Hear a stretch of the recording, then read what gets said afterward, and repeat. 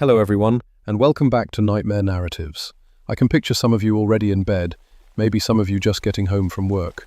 Wherever you are, whatever time it is, I'm glad you're here. If this helps you relax or sleep, please like and subscribe. It means a lot. Now, let's get you comfortable, and I'll tell you tonight's story.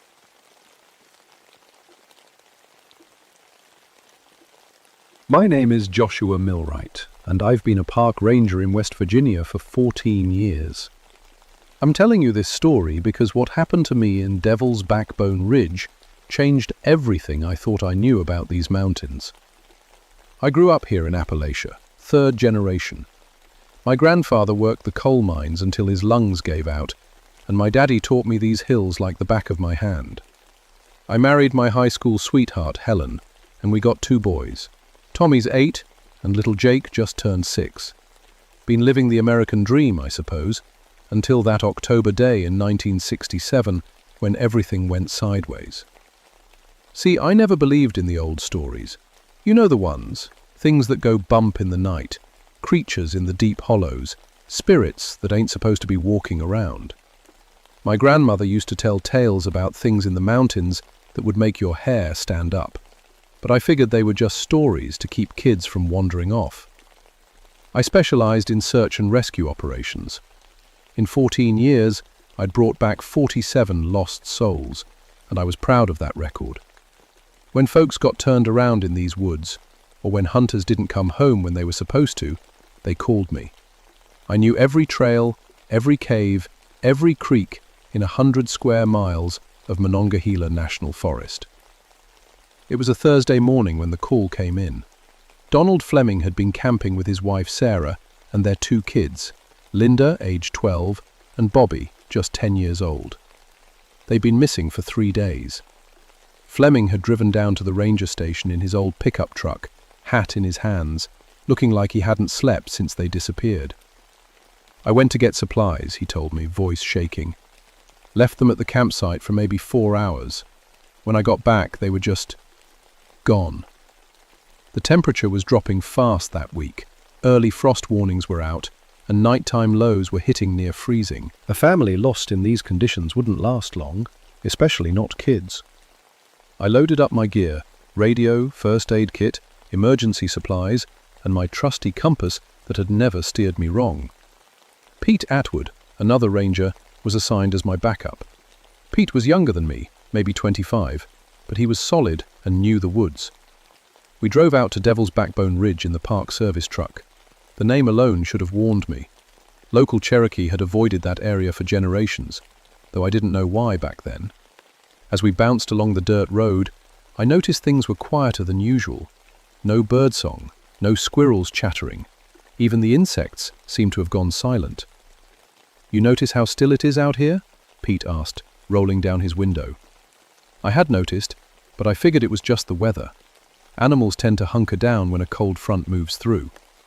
We parked at the trailhead and checked our radios. Standard procedure called for check-ins every 30 minutes. Threats. The Fleming campsite was about 3 miles in, following an old hunting trail that wound through thick rhododendron bushes and around massive oak trees that had been standing since before the Civil War. This part of the forest felt different somehow, older, darker, like the sunlight had trouble reaching the ground. When we found their camp, my stomach dropped. Everything was still there. Coffee pot sitting on the fire ring with coffee still in it, though the fire had burned down to cold ashes. Sleeping bags were laid out neat and tidy, but clearly hadn't been slept in. The kids' toys were scattered around the camp in a perfect spiral pattern, which struck me as odd. "That's strange," Pete said, pointing to the toy arrangement. "Kids don't usually organize their stuff like that." Forehead, I knelt down and touched the coffee pot. Still warm, my blood ran cold. If the family had been missing for 3 days, how could the coffee still be warm? "Pete, something's not right here." It's when I noticed the temperature. Even though the sun was shining through the trees, it felt like someone had opened a giant freezer. The air was so cold I could see my breath, but my thermometer read 60 degrees just an hour ago. I pulled out my compass to get our bearings and the needle started spinning like a toy top. Round and round it went, never settling on any direction. I tapped it, thinking maybe it was broken, but it kept spinning. "My compass is going crazy," I called to Pete. He checked his too. Same thing, both compasses spinning like they couldn't figure out which way was north. That's when we heard it. A child's voice, thin and scared, coming from deeper in the woods. "Daddy! Daddy, help us!" I'd recognize it anywhere from when Fleming brought the family to last year's Ranger Safety presentation.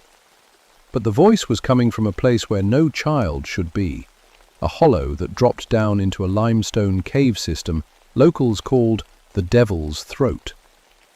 "Did you hear that?" I asked Pete, but he was already nodding, his face pale. The voice came again, weaker this time. "Please, Daddy, we're so cold." Every instinct I had as a ranger and as a father told me to run toward that voice. But 14 years of experience had taught me to think before acting. I tried the radio. Suppressing static. Nothing but crackling static, and what sounded almost like screaming? Far away and mixed in with the white noise, but definitely human voices in distress. "Radio's dead," I told Pete. "Must be the terrain." But I knew this area. I'd used radios here before with no problems. This was different. We followed the sound of Linda's voice down into the hollow. The trees grew thicker as we descended, and the temperature kept dropping. Soon we were walking through patches of frost, which was impossible given the weather forecast. "Look at this," Pete called out. He was pointing at the ground near a massive dead oak tree. Footprints in the soft earth, but not normal ones. These were huge, maybe 15 inches long, and shaped like human feet, but with claw marks at the toes. The prints were deep, like whatever made them was carrying a lot of weight. I knelt down for a closer look. The edges of the prints were sharp and fresh. Whatever made them had passed through recently. And there was something else. Droplets of what looked like blood leading from the prints toward a dark opening in the hillside. "Cave entrance," I said. "Limestone formations are common in this area." Linda's voice echoed from inside the cave. "Daddy, we're in here. It's so dark." I checked my flashlight. Fresh batteries that morning, but the beam was dim and yellow instead of bright white. Pete's was doing the same thing. "We should wait for backup," Pete said, but his voice was uncertain. "Those kids have been missing 3 days," I replied. "If they're in that cave, they won't last another night." The cave entrance was narrow, just wide enough for one person. As we squeezed through, the temperature dropped another 20 degrees. Our breath came out in thick clouds. The cave opened into a larger passage. Our footsteps echoed strangely, like the sound was being stretched and twisted.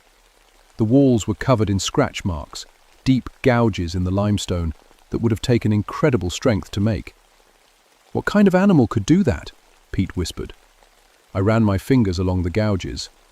They were fresh, with limestone dust still crumbling from the edges. And they were too high up, 12 feet off the ground at least. We followed the passage deeper, guided by the blood trail and the occasional echo of children crying. But something was wrong with the echoes. Sometimes the voices seemed to come from ahead of us, sometimes from behind, sometimes from above. That's when we found the first piece of evidence. Sarah Fleming's red jacket, torn and bloody, hanging from a rock formation like someone had placed it there deliberately. "Mrs. Fleming!" I called out. No answer except our own voices bouncing back at us. Pete picked up the jacket with the tip of his flashlight beam. "Josh, look at this." The tears in the fabric weren't from catching on rocks. They were clean cuts, like from razor-sharp claws. And the blood was fresh, still damp. My flashlight started flickering. I banged it with my palm, but it kept dimming. Pete's went out completely. "We need to get out of here," he said. "Something's very wrong." But as we turned to go back, we realized we had a problem. The passage behind us looked different. Where there had been one tunnel, now there seemed to be 3. The cave system was bigger than we thought, with multiple passages branching off in different directions. "Which way did we come from?" Pete asked. I couldn't tell. In the dim light, all the passages looked the same. That's when we heard it. Not the children's voices this time, but something else. A sound like someone chewing, mixed with the crack of breaking bones. It was coming from deeper in the cave system.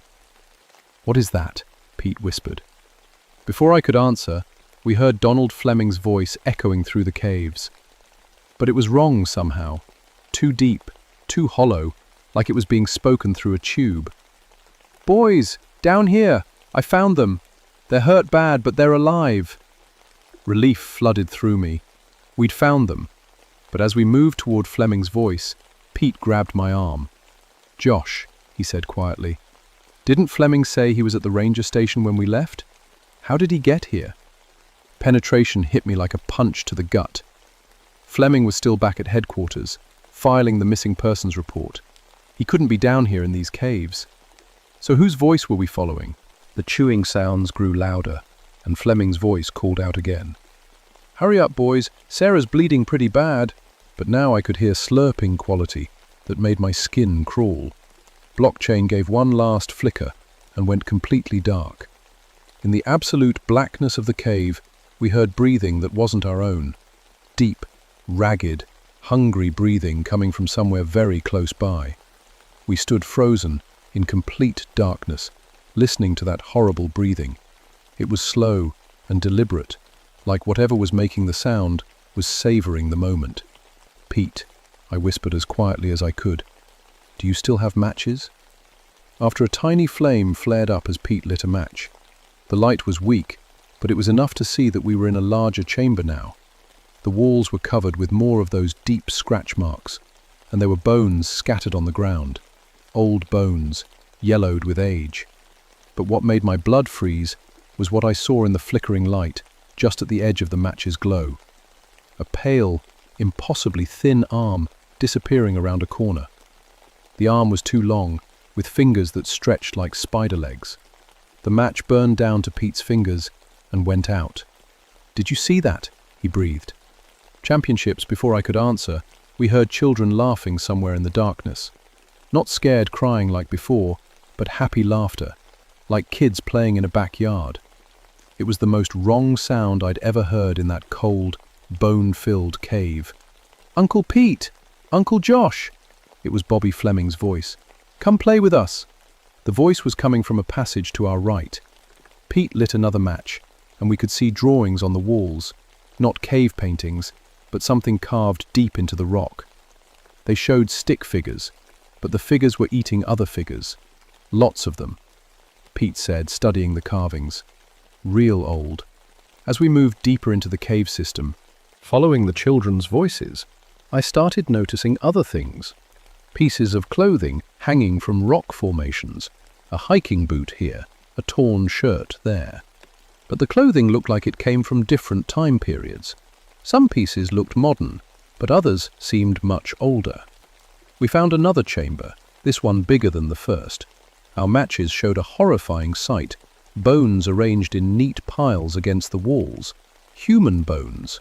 Skulls stacked like firewood, rib cages sorted by size. At the center of the room was something that looked like a throne, made entirely of human remains. "Jesus Christ," Pete whispered. "How many people died down here?" That's when we heard Donald Fleming's voice again, but now it was coming from right behind us. "Found you, boys," the voice said. "Been looking everywhere." We spun around, but there was no one there. Just darkness and the echo of that wet, hollow voice. Pete's hands were shaking as he lit another match. In the brief light, we saw more carvings on the walls. These weren't stick figures, though. These were detailed drawings of a creature. Tall, thin, with long arms and a mouth full of teeth. The creature in the drawings was feeding on human figures. "The kids aren't here," I said, the truth finally hitting me. "They never were." "Then what have we been following?" Pete asked. His question was answered by a sound that came from everywhere at once. A noise like a dozen people trying to speak with their mouths full of food. The sound echoed off the cave walls and seemed to come from the ground itself. When it stopped, we heard a new voice. This one was clear and human, but it wasn't any of the Fleming family. "My name is Joshua Crane," the voice said. I've been waiting so long for company." The voice was coming from the throne of bones.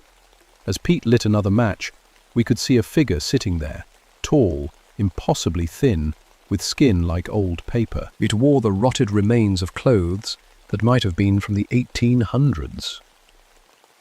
"I came to these mountains in 1847, the creature said in a voice like breaking glass.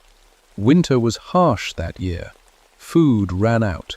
Had to make difficult choices." The match went out, but the creature kept talking in the darkness. Started with the cattle, then the horses. But that wasn't enough. The hunger. Oh, the hunger was so strong. My wife understood. My children understood. They gave themselves willingly in the end. Pete tried to light another match, but his hands were shaking too badly. The matchbook fell to the cave floor. "But the hunger never stops," the creature continued. "Every few years it comes back, stronger each time, and I have to feed it." That's when I understood. The Fleming family hadn't gotten lost. They'd been taken, and we weren't here to rescue anyone. We were here to be the next meal. "Pete," I whispered, "we need to run, now." But when I reached for where Pete had been standing, my hand found empty air. Somehow, in the darkness, he had vanished. "FedEx? Pete?" I called out. His voice came from somewhere above me. "Josh, help me." I looked up into the darkness and heard a wet, tearing sound, followed by Pete's scream. Then something warm and sticky dripped onto my face. Blood.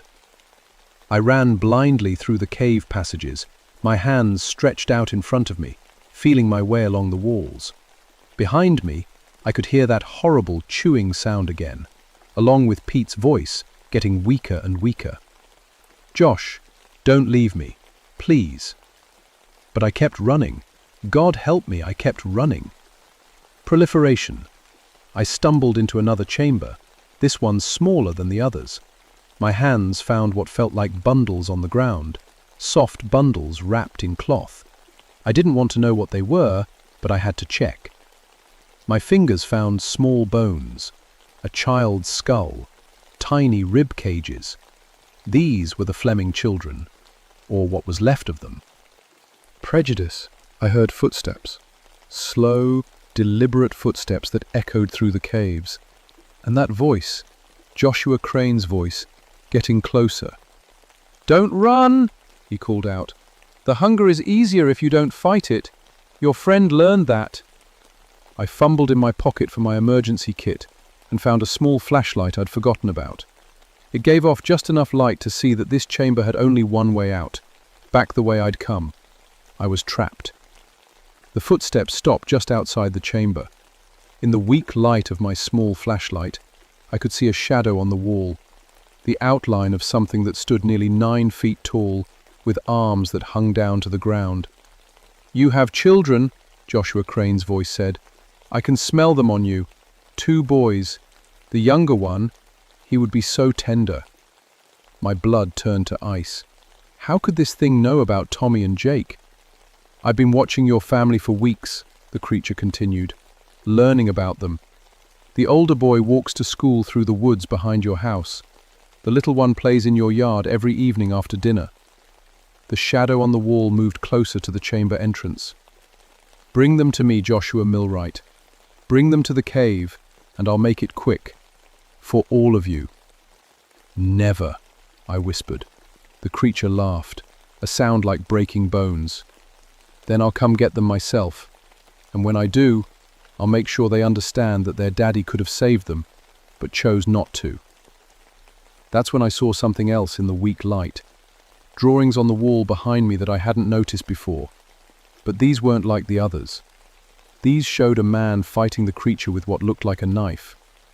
The man was wearing what appeared to be Native American clothing. I looked closer and found something wedged into a crack in the rock. A small bundle wrapped in what might have been leather. Inside were objects I couldn't identify in the dim light, but one of them felt like a knife handle. "Cherokee," a new voice said from somewhere in the darkness. Not the creature's voice, but an older man speaking in accented English.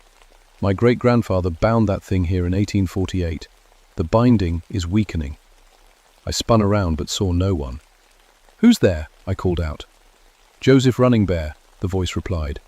"I've been waiting for someone like you, someone who could finish what my ancestors started." Behind in the passage let out a roar of rage. "The old man is dead, has been for 20 years. Don't listen to ghosts, Millwright." But Joseph's voice continued, calm and strong. "The binding ritual requires blood and silver and the right words. Everything you need is in that bundle." I opened the leather wrapping with shaking hands. Inside was a knife with a silver blade, some kind of dried plants, and a piece of birch bark with symbols carved into it. "Cut your palm," Joseph's voice instructed. "Let the blood fall on the symbols while you speak the words I'll teach you." "This won't work," the creature screamed, and I heard it crashing into the chamber. "Nothing can stop the hunger." Blocking, a quaint, with the silver knife. The pain was sharp, but the blood that flowed seemed to glow in the weak light. As the drops fell onto the carved symbols, they began to shine with their own light. Joseph's voice guided me through words in a language I'd never heard before, but somehow I could speak them perfectly. As I chanted, the creature's screams grew louder and more desperate. "Ka no hida ani skaya," I repeated after Joseph. The words seemed to have power. I could feel energy flowing through me and into the cave itself. The creature burst into the chamber, and for the first time, I saw it fully. 9 feet of pale, stretched skin, over bones that jutted out at wrong angles. Its mouth was full of yellowed teeth, some of them clearly human teeth that didn't belong. Its eyes were hollow sockets filled with red light. But as I continued the chant, the creature began to change. Its form started to waver, like heat rising from hot pavement. "Anizgaya Elohi," I spoke the final words. The cave filled with blinding light, and Joshua Crane's screams became something beyond human hearing. When the light faded, where the creature had stood was now a circle of stones with strange markings. "It is done," Joseph Running Bear's voice said, "but not destroyed, only bound again. The binding will hold for many years, but not forever." "What does that mean?" I asked the empty chamber. "It means you are now the guardian. You must watch for signs that the binding is weakening, and when the time comes, you must teach another to do what you have done." Pete's torn uniform was gone. Even the blood on the walls had disappeared. Only the circle of stones remained. As I found my way out of the cave system, I realized that my compass was working again. My radio crackled to life with voices from the ranger station asking for my location. When I emerged into daylight, a search team was already looking for Pete and me. I told them we'd gotten separated in the cave system and that there had been a collapse. Pete was officially listed as a cave-in victim. The Fleming family was never found. The official report said they had likely fallen into an underground river system and been swept away. But I knew the truth. That was 3 months ago, and everything has changed. I can't eat meat anymore. The smell of cooking beef or pork makes me violently sick. Helen thinks it's trauma from finding those bones in the cave, and maybe she's right, but it's deeper than that. Sometimes when I look at meat, all I can see are the small bones I found in that chamber. Blindness now, dreams in Cherokee, even though I don't know the language when I'm awake. In the dreams, I see other creatures bound in other places throughout these mountains, and I see other men and women like me, guardians watching over the binding sites, making sure nothing escapes. Joseph Running Bear came to visit me 2 weeks after the incident. Turns out he wasn't dead after all. That was his grandfather who died 20 years ago. Joseph is a Cherokee elder who lives on the reservation, and he's been watching the cave site for decades. "You did well," he told me over coffee in my kitchen, "but this is just the beginning." He explained that there are dozens of these entities throughout Appalachia, all bound by his ancestors in the 1800s, when settlers like Joshua Crane gave in to unnatural hungers. Most of the bindings are holding, but some are weakening as the modern world encroaches on sacred sites. "You're part of a network now," Joseph said. "Other rangers, other guardians. We keep watch. We keep the binding strong. And when necessary, We stop things that should not walk the earth. Helen filed for divorce last month. She says I've changed, become distant and cold. She's taking Tommy and Jake to live with her sister in Ohio. I tried to explain that I was protecting them by staying away. But how do you tell your wife that an ancient cannibal spirit threatened your children without sounding completely insane? Part is not being able to tell her the truth. Not being able to explain why I wake up screaming, why I can't touch meat, why I spend every free moment hiking back to Devil's Backbone Ridge to check on that circle of stones. Last week, I started training a younger ranger named Marcus Thompson. He doesn't know it yet, but I'm preparing him to take over when I'm too old to do this job. The binding will outlast my lifetime, but it won't hold forever. I've documented everything in a journal that I keep locked in my cabin. Maps of other binding sites, descriptions of warning signs, copies of the Cherokee rituals Joseph taught me. Someday, someone else will need this information. The cave entrance has been officially sealed with concrete and steel barriers. Signs warn of unstable geology and cave-in danger. But I know the real reason it's closed. Sometimes, late at night, I drive out there and listen. The binding is strong, but I can still hear scratching sounds from deep underground. And sometimes, very faintly, I hear Joshua Crane's voice calling out promises of hunger and threats against my family. The thing is still there, still aware, still waiting. I'm 47 years old now, but I feel much older. The encounter aged me in ways that have nothing to do with time. My hair went grey almost overnight, and I have lines on my face that weren't there before. Joseph says it's the cost of touching the supernatural world. It leaves marks that never fade. But I'll keep watching. I'll keep the binding strong. And I'll train others to do the same when I'm gone.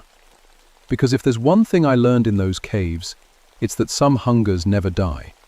They just wait for their chance to feed again. Hiking in West Virginia, especially in the remote hollows where the old maps show Cherokee burial grounds, pay attention to the signs. If the birds go quiet and your compass starts spinning, if you find bones arranged in patterns or hear voices calling from caves, don't investigate. Just walk away. Some places are meant to stay empty, and some things are meant to stay buried.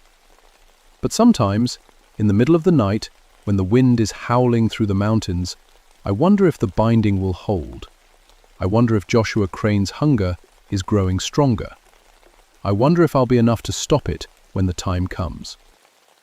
Because it's not a matter of if the binding will weaken, it's a matter of when. And I'll be waiting when it does.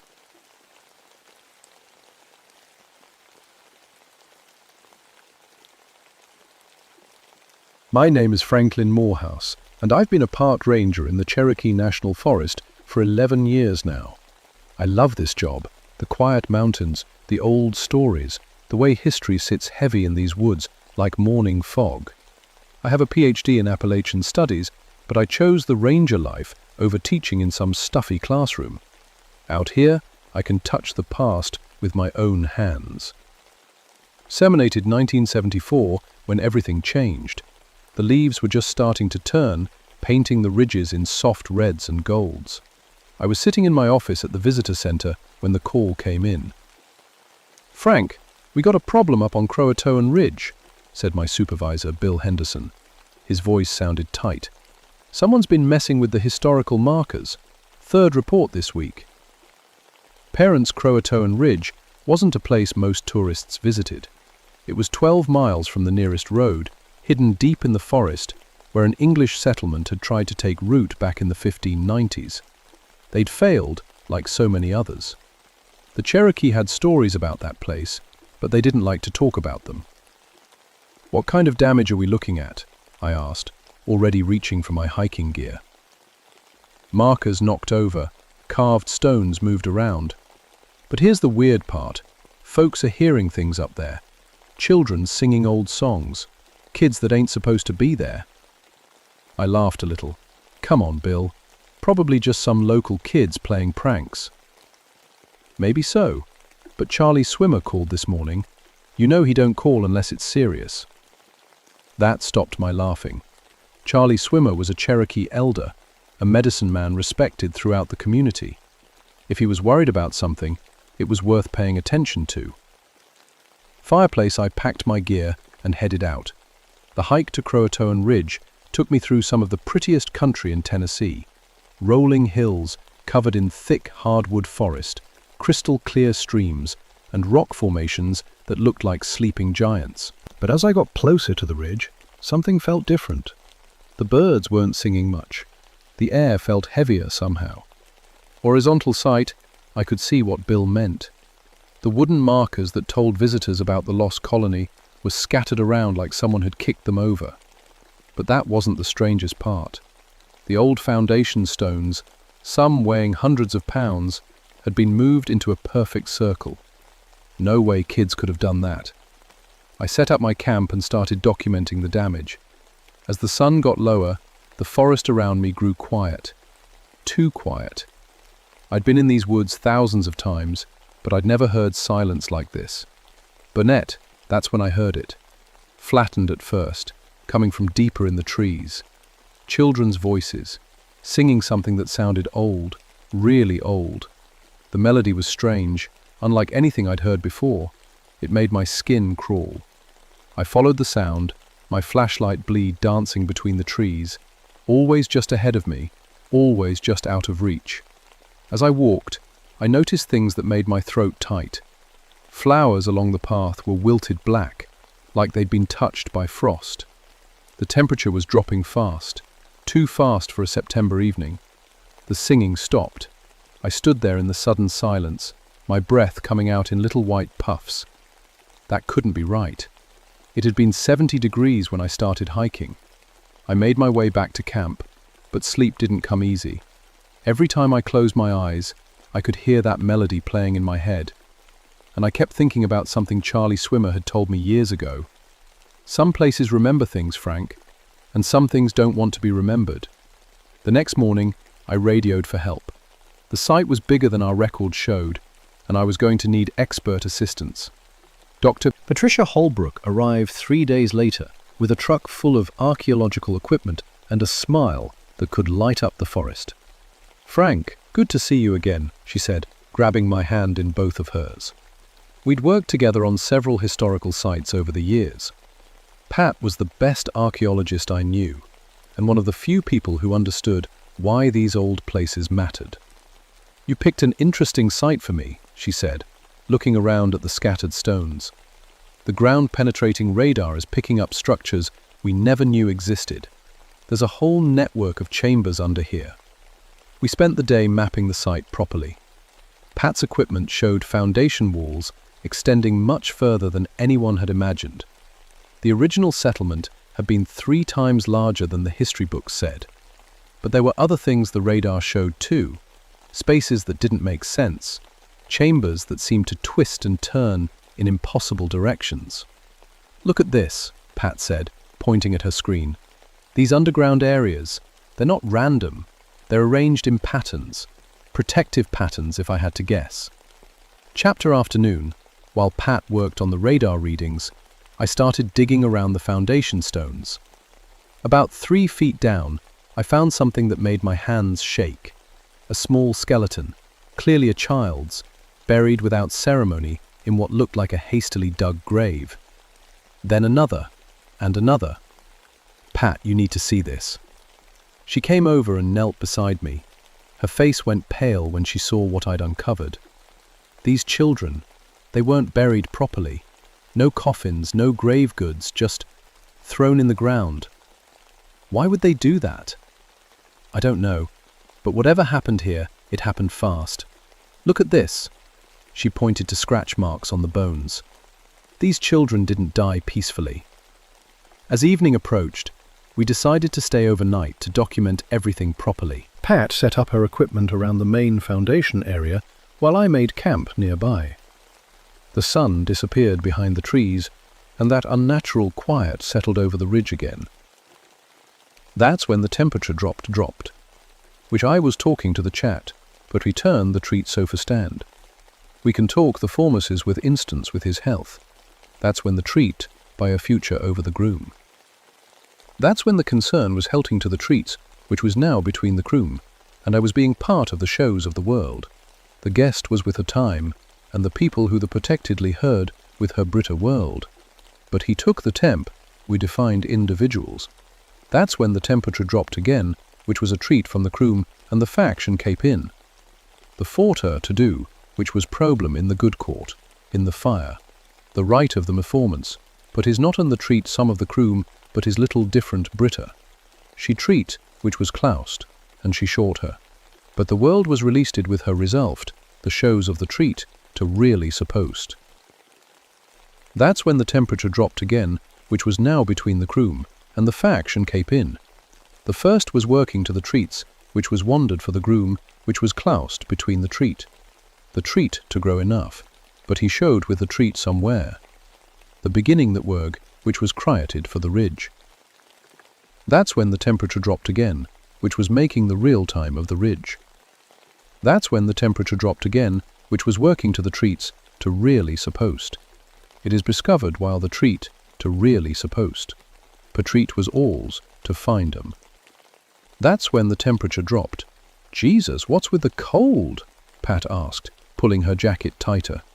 It was 70 degrees 5 minutes ago. The answer came in the form of laughter, children's laughter, echoing through the trees like silver bells. But there was something wrong with it, something that made my stomach turn. Frank, do you hear that? Flushing for my flashlight. The beam cut through the darkness, and that's when we saw them. 3 children stood at the edge of our camp, a boy about 10 years old, and 2 girls who looked younger.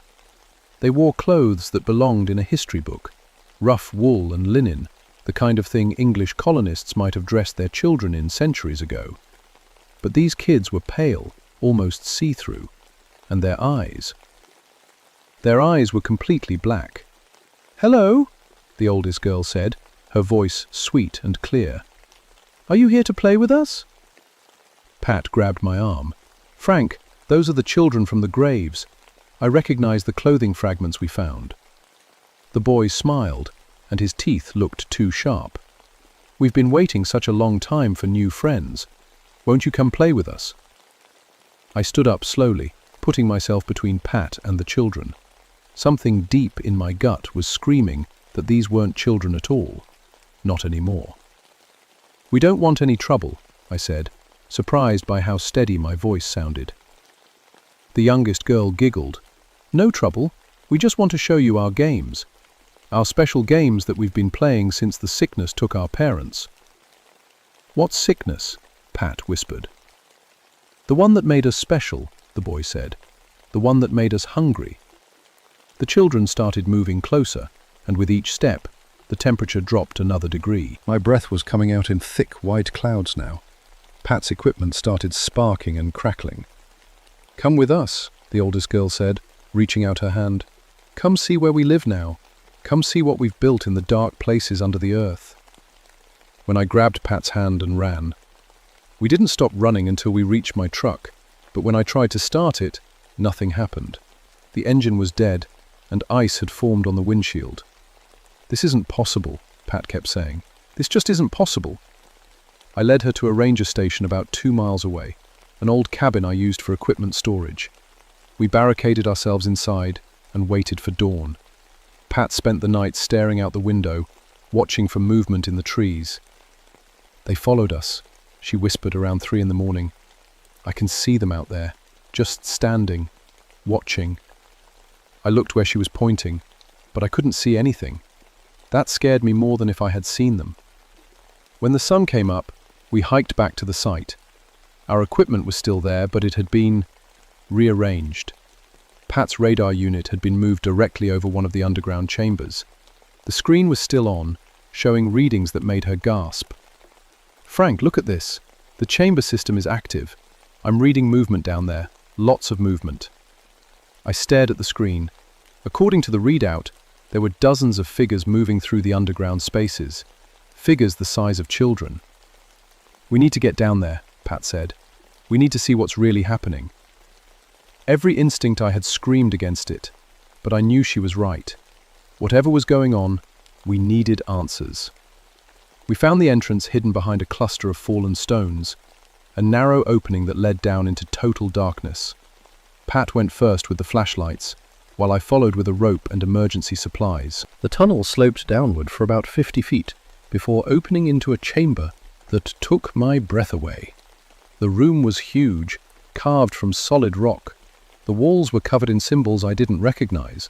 Some looked Cherokee, others seemed European, and still others were completely alien. But what really got my attention were the toys. Turbulence of them.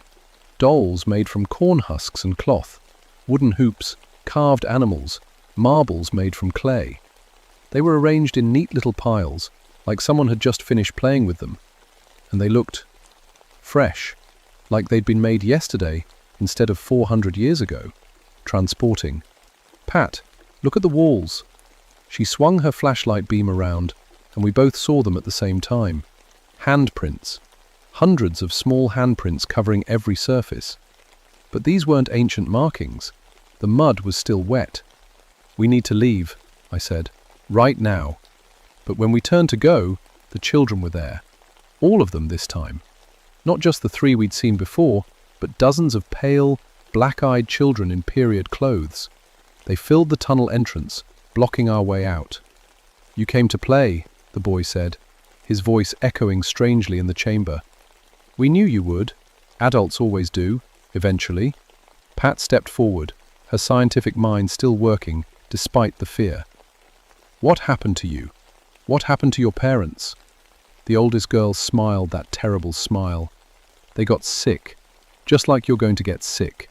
The special sickness that makes you one of us." "What do you mean?" I asked. "The hunger," she said simply.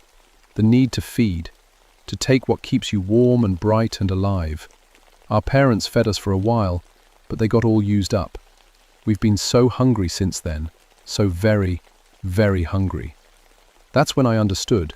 These things, whatever they were now, had killed their own parents, drained them somehow, and they'd been waiting down here for centuries, looking for new food. Pardon Sant suddenly gasped and grabbed her throat.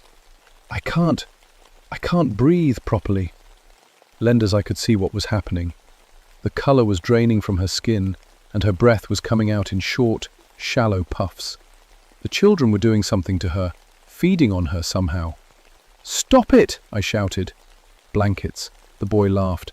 "We're just playing. Don't you want to play too?" I grabbed Pat and pulled her toward a side tunnel I'd noticed, one the children hadn't blocked yet. We ran through narrow passages carved from stone, Pat getting weaker with every step. Behind us I could hear the children singing that horrible old song, their voices echoing off the walls. The tunnel led to another chamber, smaller than the first. This one was different though. The walls were covered in Cherokee symbols, and there were items I recognized from tribal ceremonies: sage bundles, eagle feathers, carved totems. Someone had made this place into a shrine. Center of the room sat an old Cherokee man I'd never seen before. He was ancient, with long white hair and skin like weathered leather. He looked up at us with eyes that seemed to hold all the wisdom of the mountains. "About time you got here," he said calmly. "I've been waiting." "Hugh?" I gasped, still holding on to Pat as she struggled to breathe.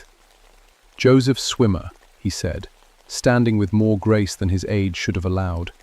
"Charlie Swimmer's grandfather. I've been watching this place for longer than you've been alive." He moved to Pat and placed his hands on her forehead. She immediately took a deeper breath, some color returning to her cheeks. "The children," I said. "What are they?"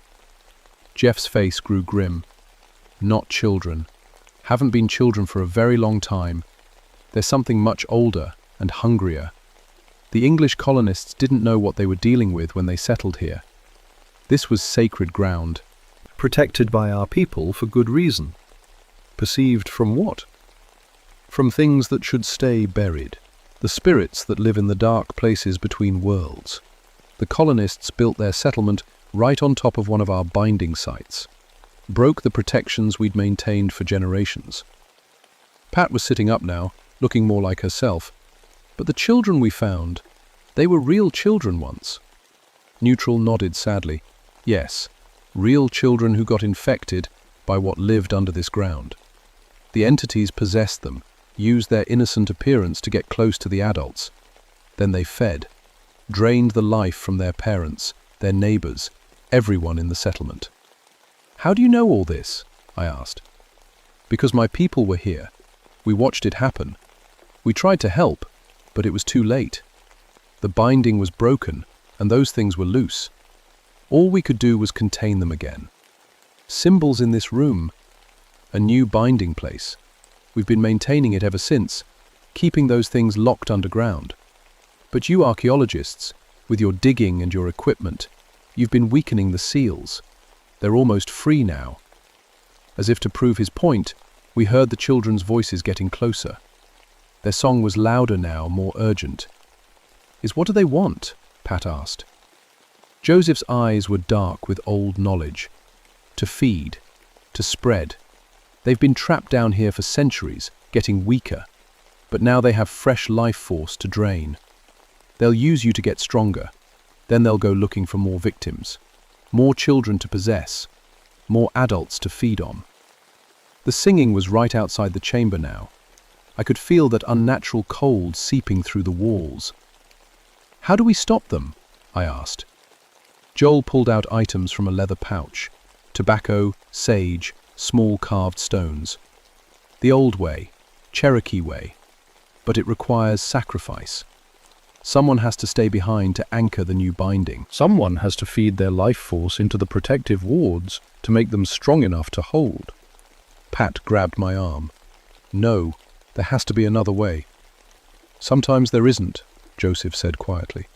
"Sometimes protecting others means giving up everything." Swallowing. Battlefield. In the chamber dropped to freezing. Ice began forming on the walls. The children's voices were right outside now, no longer singing but whispering our names. "Frank, Patricia, come out and play with us." Joseph started his ritual, spreading tobacco and lighting sage bundles. The smoke swirled around us, and I could feel power building in the air. Real power, old and deep as the mountains themselves. "I'll do it," I said. "I'll stay." But Pat shook her head. "No, this is my fault. My equipment, my digging that weakened the seals. It should be me."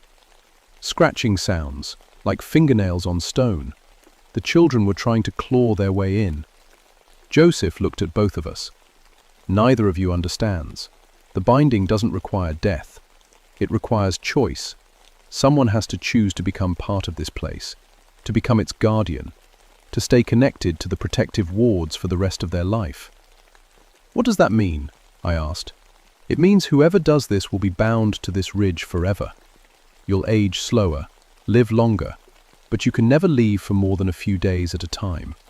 Your life becomes about watching, protecting, making sure those things never break free again." The scratching stopped. The silence that followed was worse than any sound. Then the wall exploded inward. The children poured through the opening like a black tide, their eyes burning with ancient hunger. But they weren't children anymore. They were something else, something with too many teeth and fingers that ended in claws. Joseph troops 3 sacred stones at them, shouting words in Cherokee that seemed to burn the air itself. The creatures shrieked and fell back, but only for a moment. "Choose!" Joseph yelled over their screaming. "Choose now!" I looked at Pat, saw the terror in her eyes, and made my decision. I choose to stay. The power hit me like lightning. The binding ritual felt like being torn apart and put back together again. I could feel my life force connecting to every tree, every stone, every blade of grass on Croatoan Ridge. The Cherokee protections flowed through me, became part of me. The creatures that had once been children screamed as they were pulled back into the deep places. The power was too strong for them now, fed by my willing sacrifice. They fought it, clawing at the air, but one by one they disappeared into the darkness under the earth. The last thing I saw before I passed out was the oldest girl's face, twisted with fury and hunger. "This isn't over," she hissed. "We'll find another way. We always do." Then, silence. I woke up 3 days later in a Cherokee National Forest hospital. Pat was sitting beside my bed, her hand in mine. "The official report says you suffered from exposure and exhaustion," she said quietly. "Joseph Swimmer explained everything to his people, but the government, well, they have their own version of events." "What version is that?" "Gas leak from old mining equipment caused hallucinations. The underground chambers were declared geologically unstable and permanently sealed. All artifacts have been moved to secure storage, which means they've disappeared into some government warehouse." I sat up carefully. I felt different, connected to something vast and patient and old. Even here in the hospital, I could feel Croatoan Ridge calling to me. "How long can I stay away?" I asked. Patriotism Pat's eyes filled with tears. "Joseph says a few days at most before you have to go back." "Frank, what did you do?" "What I had to do."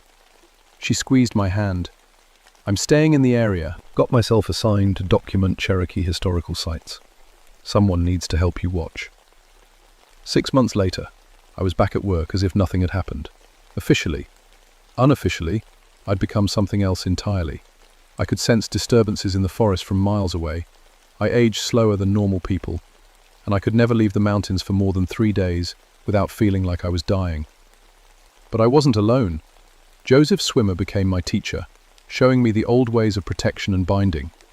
Pat visited often, bringing news from the outside world and helping document other sites that might be dangerous. And there were others. I learned that the government had a whole division dedicated to supernatural threats, hidden deep within the Department of the Interior. Rangers and researchers who'd made the same choice I had, scattered across the country, watching over places where the past refused to stay buried. The children of Croatoan Ridge stayed quiet for years.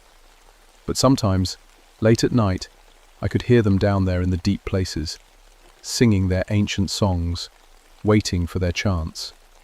Because Joseph was right about one thing: this isn't over. It never really ends. There are too many dark places in these old mountains, too many forgotten settlements where terrible things happened. And something's been waking them up, coordinating them. While I've seen the reports from other sites, Roanoke Island, lost settlements in the Ozarks, failed colonies up and down the eastern seaboard, all showing signs of activity. The children aren't just waiting anymore, they're planning. And I'll be here when they make their move, along with all the other guardians who chose to stand between the darkness and the light. Because some things are worth sacrificing everything for. Some stories never really end. They just wait for the next chapter to begin. If you ever find yourself hiking in the Cherokee National Forest, and you come across historical markers that seem out of place, or if you hear children singing in the woods where no children should be, remember this: some history is better left undisturbed. And if you see an older ranger who seems to know more about the mountains than anyone should, who moves through the forest like he belongs there more than among people, that might be me. Still watching, still protecting. Stiffness, still keeping the children of Croatoan Ridge from finding new friends to play with.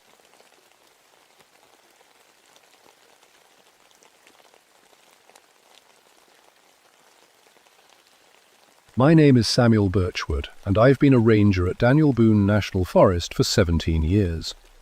I've pulled dead bodies out of caves, rappelled down cliff faces in thunderstorms, and once spent 3 days tracking a lost hiker through a blizzard. I thought I'd seen everything these Kentucky woods could throw at me. Was wrong. It started on a Tuesday morning in November 1983. The leaves had turned that deep amber color that makes tourists drive up from Louisville with their cameras. I was sitting in my office, working through paperwork, when the call came in. "Sam, we got a problem." It was my supervisor, Jim Crawford.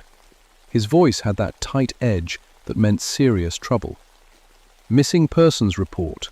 4 college kids from UK, down in the cave system near Red River Gorge." I grabbed my gear bag. Cave rescues were my specialty, had been since I started working these hills. My daddy and his daddy before him had been rangers here, and they'd taught me every tunnel and crack in the limestone. "Been missing?" I asked, loading my truck.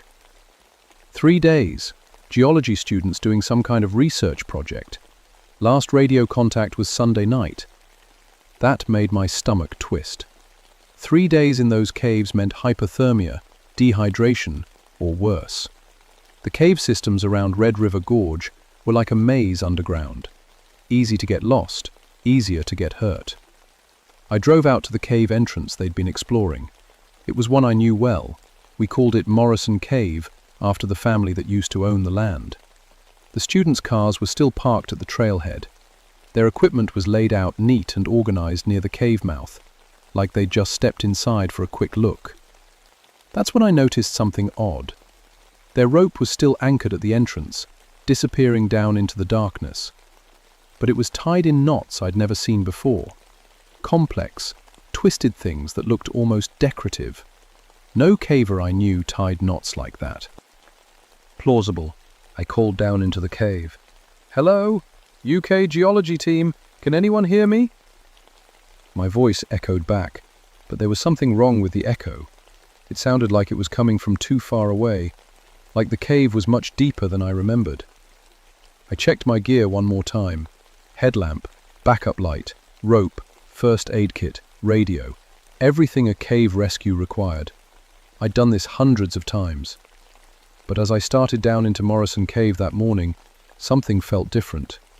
The air was too cold for November. The limestone walls looked wrong somehow, like they'd been scratched or carved. And there was a smell. Not the usual cave smell of damp earth and bat droppings. This was something else. Something old.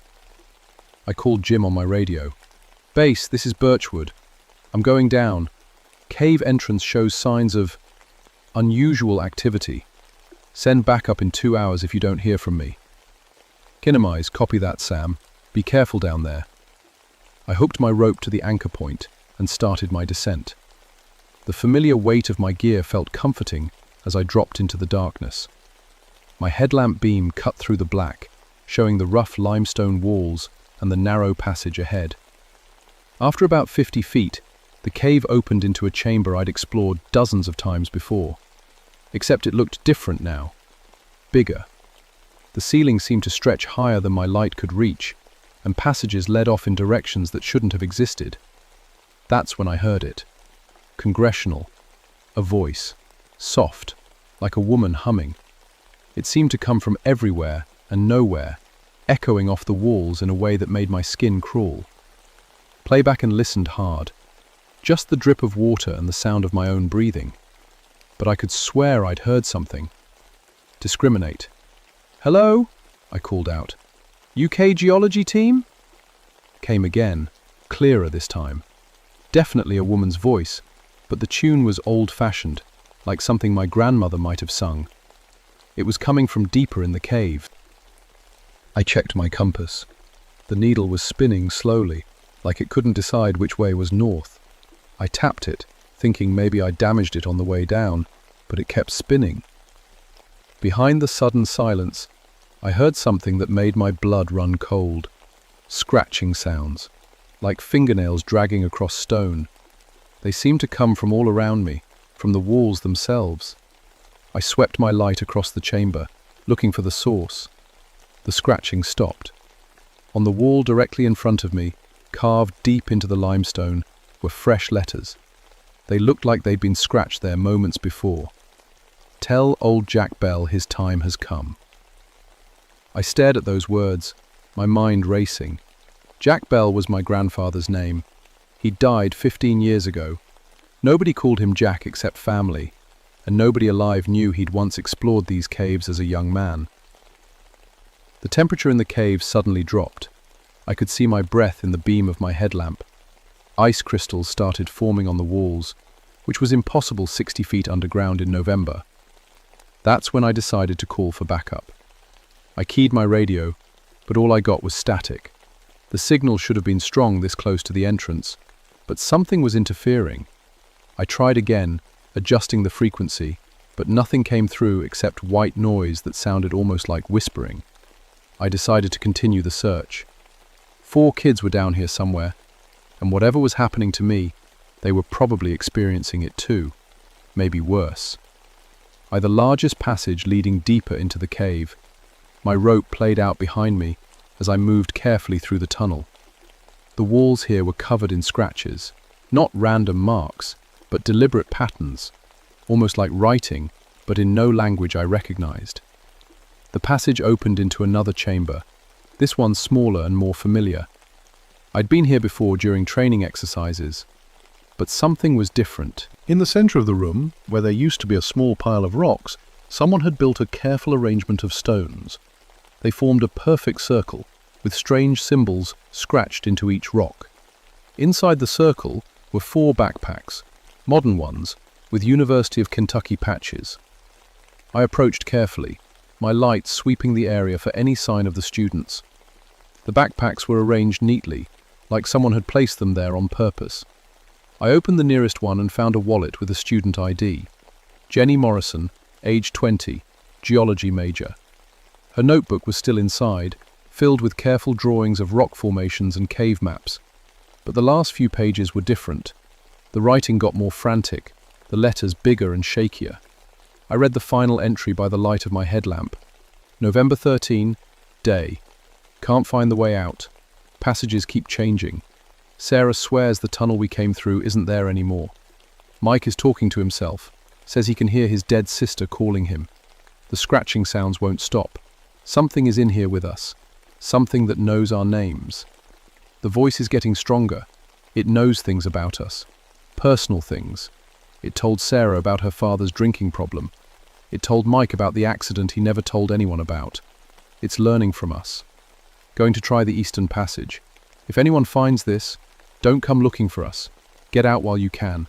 Tell our families we love them. Kate is calling again. She wants to teach us something. She says we're special. Notebook slipped from my hands as I read that name. Kate. My grandfather used to tell stories about the Bell Witch, an old Kentucky legend from the 1800s about a spirit that tormented a family in Robertson County. The witch's name was Kate, but that was just a story, a legend. The humming started again, closer this time. It was coming from a passage I hadn't noticed before, one that definitely hadn't been there on my previous visits to this chamber.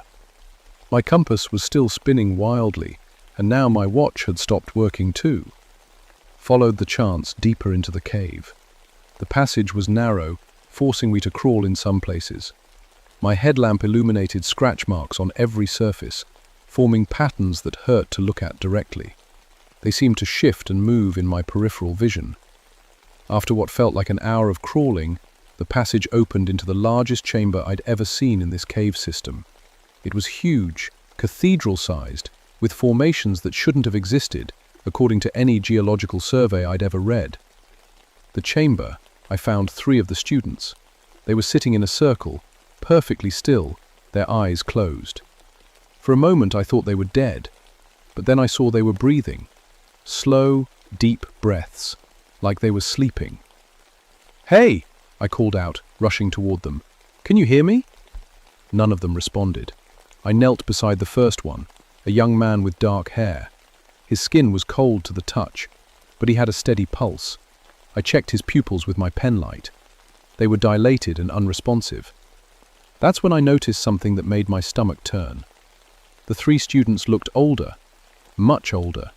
Their hair was streaked with grey, and their faces were lined with wrinkles.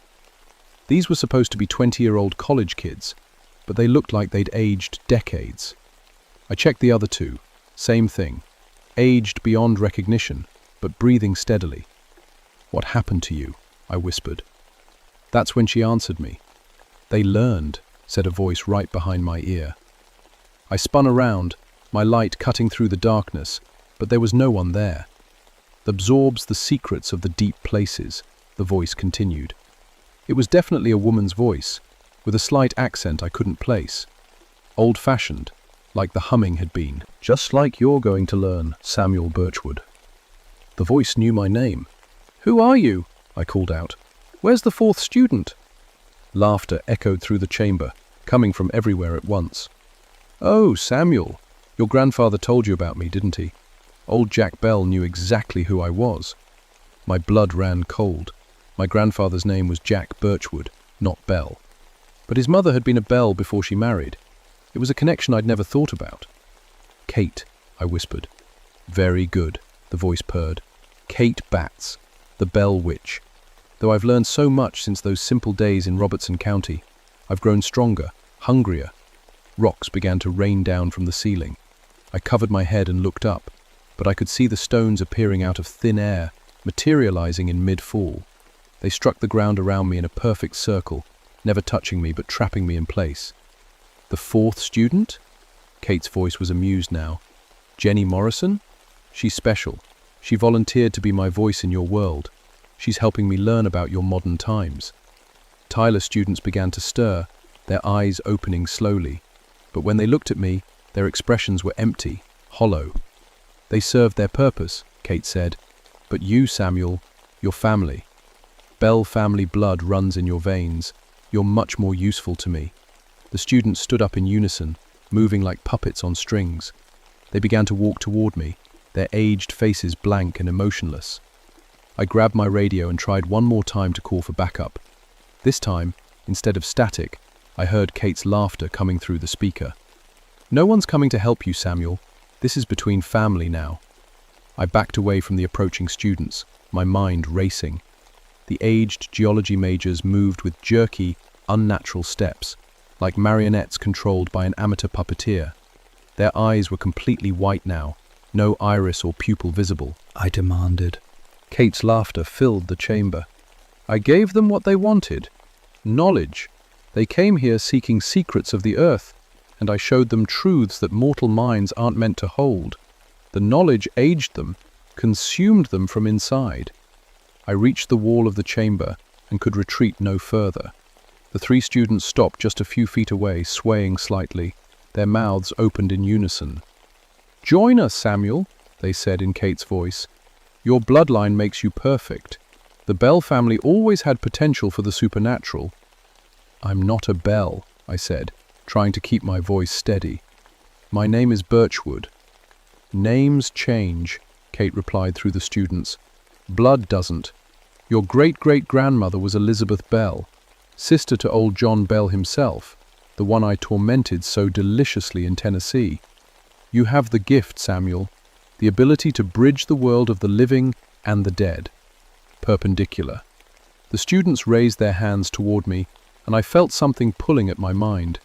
Images flashed before my eyes, scenes from the 1800s, a farmhouse in Tennessee, a family cowering in terror as an invisible force threw furniture and whispered threats. But these weren't just stories. I was seeing them through Kate's eyes, feeling her satisfaction as she terrorized the Bell family. I was experiencing her memories. "You see?" Kate whispered in my mind. "You can touch my realm already. With proper guidance, you could become so much more." I fought against the visions, focusing on the present. My training kicked in. I was a rescue ranger. My job was to get these people out alive. "Where's Jenny Morrison?" I asked, while the students' heads turned toward a passage I hadn't noticed before. It was behind a formation of flowstone that definitely hadn't been there when I entered the chamber. "She's becoming," they said in unison, "transforming. Soon she'll be able to walk in your world as my avatar." Undecided, out my emergency flare and lit it. The red light filled the chamber, and the students stepped back, hissing like cats. Apparently, Kate's control had limitations. I moved toward the new passage, holding the flare high. The students followed but kept their distance, like vampires avoiding sunlight. Passage was narrow and led steadily downward. The walls here were covered in what looked like Cherokee petroglyphs, but they were moving, shifting in the flickering light of my flare. Some showed human figures. Others depicted a massive shadow with reaching arms. I could hear Jenny Morrison before I saw her. She was singing, the same old-fashioned tune I'd heard Kate humming, but in a young woman's voice. It was beautiful and terrifying at the same time. The passage opened into a smaller chamber, and there she was. Jenny Morrison sat cross-legged in the center of the room, but she looked wrong. Her skin was pale as milk, almost translucent, and I could see dark veins underneath like a spider web. Her blonde hair had turned white, and her eyes were solid black. She was holding something in her hands, a small stone covered in symbols. As she sang, the symbols glowed with a cold blue light. "Jenny?" I called softly. She stopped singing and looked up at me. When she smiled, her teeth were sharp and pointed. "Hello, Cousin Samuel," she said in Kate's voice. Jenny was kind enough to lend me her body. She's still in here, screaming. Would you like to hear her? Contorted, and suddenly she spoke in her own voice, young and terrified. "Help me! She's inside my head! She won't let me!" Kate's personality slammed back into control. "Quiet, child. Adults are talking." I held up the flare. "Let her go." "Oh, I don't think so. Jenny Morrison has a very special gift. She can channel spiritual energy through her living body." It took me weeks to find someone with a proper sensitivity. Her grandmother was Cherokee, you see. Indigenous bloodlines often carry the old gifts. Made Jenny stand up, moving her like a puppet. The possessed girl began to walk toward me. "But you, Samuel, you're even better.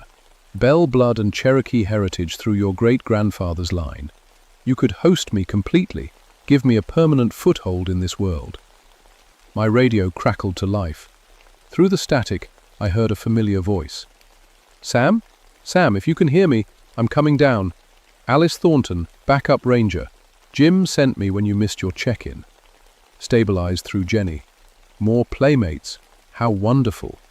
The possessed girl raised the glowing stone, and the chamber began to shake. Dust and small rocks fell from the ceiling. "I'm sealing the cave," Kate announced. "No one leaves until I have what I want." Through my radio, I heard Alice's voice again, now urgent. "Sam, the cave entrance just collapsed. I'm trapped down here too." Kate clapped Jenny's hands together like a delighted child. "Alice Thornton. I know all about her. Cherokee grandmother, psychic sensitivity, trained in both modern rescue techniques and traditional spiritual practices. She's been investigating supernatural incidents unofficially for years." I realized Kate had been planning this. She'd lured the college students here first, then used them to draw me in. Now she had both rangers she needed. "What do you want?" I asked. "Freedom," Kate said simply. "I've been bound to these caves for over a century, trapped by Cherokee magic and Christian prayers. But the barriers are weakening. Tourism, development, modern excavation, all of it disrupts the old protections. Soon, I'll be free to walk the world again." Windshield Jenny's body began to change more dramatically. Her fingernails grew into claws, and her spine elongated, forcing her to hunch forward. Kate was reshaping her host. "Unquestioned," Kate continued, "I need anchors in your world, bodies that can channel my power. Jenny was just practice. You and Alice will be my true vessels." The radio crackled again. "Sam, can you hear me? I found something down here. Cherokee warning symbols. This place is under spiritual quarantine." Keyboards snarled through Jenny's transformed mouth. That meddling bloodline, always trying to contain what they don't understand. She shook again, more violently this time. Cracks appeared in the limestone walls. "Your friend Alice is closer than she knows," Kate said. "She's found the old binding chamber. But she doesn't know the words to renew the seals. Only I know those words now." I saw my chance.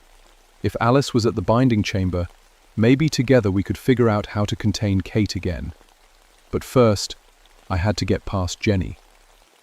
The flare was burning down to nothing. In a few minutes, I'd be in total darkness, with whatever Kate had turned Jenny Morrison into. I made my decision and ran. Baptized, I sprinted through the narrow passage as Kate's shriek of rage echoed behind me.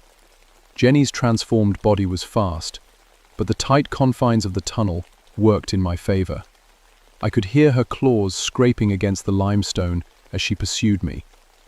My dying flare cast wild shadows on the cave walls as I ran.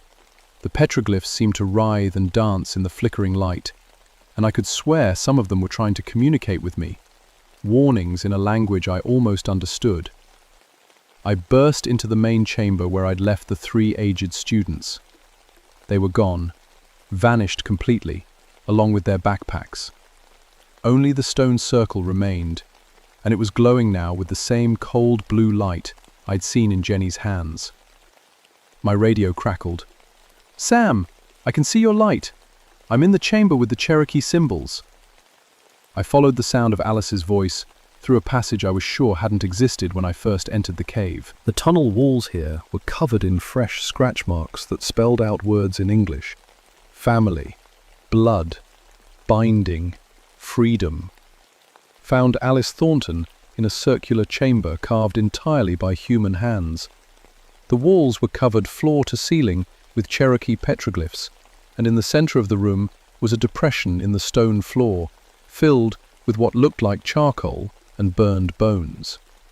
Alice was kneeling beside the depression, studying the symbols with a small notebook.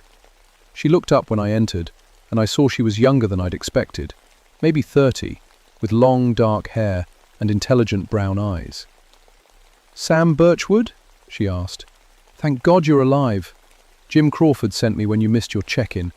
What the hell is happening down here?" "How much do you know about Cherokee spiritual practices?" I asked urgently. "More than most rangers," she admitted. "My grandmother was Eastern Band Cherokee. She taught me some of the old ways before she died. Why?"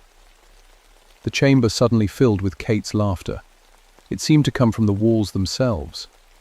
"How touching," Kate's voice echoed around us. "A family reunion. Alice Thornton, your grandmother was Sarah Cornsilk. She helped bind me to these caves in 1847 after I grew too strong for the Tennessee seals to contain." Alice went pale. "That's impossible. My grandmother never mentioned—" "Didn't," Kate interrupted. "The fewer people who knew the truth, the stronger the binding. But she taught you the old words, didn't she? The prayers of protection? The songs of power?" I grabbed Alice's arm. "We need to get out of here. There's something else down here. Something that's possessed one of the missing students." Alice shook her head. "The cave entrance collapsed. I barely made it through before the rocks came down. We're trapped." Kate's grew louder. "Old times." The temperature in the chamber plummeted. Our breath turned to fog as frost began forming on the ancient symbols covering the walls. "This is the original binding chamber," Alice said, studying the petroglyphs. "These symbols, they're a containment spell. But they're old, maybe 200 years. The power is fading." "Alternating? Can you renew them?" I asked. "I'd need to remember my grandmother's songs, and I'd need—" She trailed off, looking at the burned bones in the stone depression. "I'd need a blood sacrifice. Cherokee blood." Voice turned seductive. "Or you could simply join me, Alice Cornsilk Thornton. Your grandmother denied me, but you don't have to. I could give you power beyond imagination, knowledge of all hidden things." Images flooded my mind, visions of myself and Alice walking through the forest, but changed. Our eyes glowing with supernatural light, our hands wreathed in blue fire. Kate was showing us what we could become. Alice gasped, seeing the same visions. "She's in my head." "The Cherokee blood makes you sensitive to my realm," Kate explained. "But the Bell blood in Samuel makes him the perfect anchor. Together, you could be my generals in the coming war." "What war?" I asked. The chamber filled with new voices, dozens of them, all speaking at once. I recognized some from local legends. The Beast of Bladenborough, the Fook Monster, the Pope Lick Monster, all the creatures that haunted Appalachian folklore. "We are legion," they said in unison, "bound and imprisoned by settlers' prayers and indigenous magic. But the barriers weaken as faith fades and old knowledge is forgotten. Soon we will be free to reclaim what was taken from us." Alice was studying the symbols frantically. "The binding isn't just for Kate," she said. "This chamber is a keystone. If it fails, every supernatural entity in the Appalachians goes free." Kate's voice turned threatening. "Choose quickly. Serve me willingly. Or watch your world burn as my armies are unleashed." Sounds from the passage we'd entered through. Jenny Morrison emerged into the chamber, but she was barely human anymore. Kate had continued reshaping her, twisting her into something that looked like a cross between a woman and a cave-dwelling creature. Her eyes glowed blue, and her claws left deep gouges in the stone floor. "Time's up," Kate said through Jenny's deformed mouth. Alice suddenly stood up, her eyes bright with realization. "I remember the songs. My grandmother made me memorize them, said they were just old Cherokee lullabies. But they weren't lullabies at all." She began to sing in Cherokee, her voice clear and strong. The symbols on the walls began to glow in response, pulsing with golden light that pushed back against Kate's cold blue radiance. Kate shrieked in rage, and Jenny's transformed body lunged toward Alice. I intercepted her, tackling the creature to the ground. Her claws raked across my chest, tearing through my jacket and shirt, but I held on. "Keep singing!" I yelled. Alexander's voice grew stronger, and I could feel power building in the chamber. The Cherokee symbols blazed brighter, and the stone depression in the center began to smoke. Kate fought back with everything she had. The chamber shook violently, and rocks fell from the ceiling. My headlamp went out, leaving only the supernatural glow of the symbols to light our battle. Jenny's twisted form was incredibly strong, but I could see that Kate's hold on her was weakening as Alice's song continued. The possessing spirit was being pulled back toward the binding chamber's center. "The sacrifice!" Alice called out, still singing. "I need Cherokee blood in the binding circle." Without hesitation, I drew my knife and cut across my palm. My blood, carrying both Bell and Cherokee heritage, dripped onto the burned bones in the stone depression. The effect was immediate and dramatic. Golden fire erupted from the binding circle, racing along lines carved in the chamber floor that I hadn't noticed before. The Cherokee symbols on the walls flared so brightly I had to shield my eyes. Kate's scream of rage and frustration was deafening. Jenny's transformed body convulsed as the possessing spirit was torn away from her host. "This isn't over," Kate's voice echoed as she was pulled back into the spiritual realm. "The barriers weaken every day. I will find another way." The supernatural fire reached every symbol in the chamber, renewing the ancient binding with my blood and Alice's sacred songs. I felt something snap into place, like a door slamming shut and locking. Jenny Morrison collapsed, her body rapidly returning to its normal human form. The cold blue light faded, leaving only the warm golden glow of the Cherokee magic. Alice finished her song and slumped against the wall, exhausted. "It's done. The binding is renewed." I knelt beside Jenny and checked her pulse. She was breathing normally, and the terrible transformations Kate had inflicted were gone. She looked like a normal, 20-year-old college student again, but I knew our troubles were far from over. Jenny Morrison woke up 3 hours later in the hospital in Stanton. She had no memory of her possession, which the doctors attributed to severe hypothermia and trauma. Her parents drove up from Louisville and took her home. She switched her major to art history and never spoke publicly about what happened in the caves. The official report listed the incident as a cave-in caused by geological instability. The 3 other students were found near the entrance, suffering from exposure and memory loss. They recovered physically, though they all seemed to age a few years during their ordeal. The cave system was permanently sealed for public safety. But Alice Thornton and I knew the truth. Grandmother left me more than just songs, Alice told me a week after the incident. We were sitting in my ranger station, going through her grandmother's old papers. She kept records. Kate isn't the only entity bound in these mountains. There are dozens of them, maybe hundreds. She showed me a hand-drawn map of Kentucky, Tennessee, and West Virginia. It was covered in symbols marking caves, old homesteads, and burial grounds where supernatural entities had been contained over the centuries. The Cherokee and other tribes knew about them long before European settlers arrived, Alice explained. They developed methods to bind dangerous spirits to specific locations. When the settlers came, some learned these techniques and helped maintain the containments. But the knowledge is being lost, I said, understanding the implications. Exactly. Every generation, fewer people know the old ways. The bindings weaken without proper maintenance, and modern development disturbs the sites. I looked at the map more carefully. There were marked locations all through the Daniel Boone National Forest. Some I recognized as places where strange accidents had occurred over the years. Unexplained disappearances, equipment failures, animals found dead for no apparent reason. "We need to do something about this," I said. Alice nodded. "My grandmother's papers mention others, rangers, tribal elders, descendants of old families who still remember parts of the truth. There's a network, Sam. People who've been quietly maintaining these bindings for generations." Over the next few months, Alice and I made contact with this hidden network. We learned about the Department of Interior's classified supernatural division, established after World War II, when military operations in remote areas encountered too many unexplained phenomena to ignore. We were officially transferred to a special unit tasked with monitoring and maintaining supernatural containment sites across the Appalachian region. Our cover story was environmental protection work, but our real job was much stranger.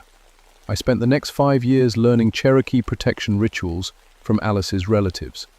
She taught me to recognize the signs of weakening bindings and how to perform emergency renewals. Together, we mapped every known containment site in our region and established protocols for regular maintenance. The work was dangerous. Some entities were stronger than Kate, and others had different abilities entirely. We lost 2 team members in Virginia when a binding failed completely, and it took 6 Cherokee spiritual warriors working together to recontain what had escaped. Also saved lives. Dozens of them, probably hundreds if you count the people who might have died if these entities had broken free. Alice eventually became the regional coordinator for supernatural containment operations. I stayed in the field, training new rangers who showed the right combination of bloodline heritage and mental stability to handle the truth. Never married, but we became partners in a way that went deeper than romance. We were guardians, carrying on an ancient responsibility that most people couldn't even imagine.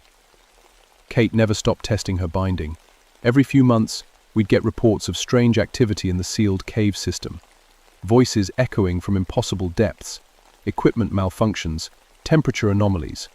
But the Cherokee symbols held strong, powered by the renewable binding Alice and I had performed. Sometimes, late at night when I'm patrolling the forest alone, I can still hear Kate's voice on the wind. She whispers promises and threats, trying to find some crack in my resolve. She knows things about my life, my family, my fears that no one should know. But I also carry Alice's songs now, and my grandmother's prayers, and the weight of responsibility passed down through generations of guardians. I know what happens when the barriers fail. The network Alice discovered is larger than we originally thought. There are teams like ours all across America, quietly maintaining containments that keep nightmare creatures locked away from an unsuspecting world. Some focus on entities from Native American traditions. Others deal with things brought over by European settlers or African slaves. A few handle entities that are much older and stranger. We call ourselves the Department of Hidden Services. Officially, we don't exist. Our funding comes through buried line items in environmental and park service budgets. Most of our colleagues have no idea what we really do. But we know, and we remember. Because the alternative is a world where things like Kate bats walk freely among the living, feeding on fear and growing stronger with each passing year. So if you ever find yourself exploring caves in Kentucky or hiking alone through the deep woods of Appalachia, and you hear voices that shouldn't be there, turn around, walk away, don't investigate. Some doors are meant to stay closed.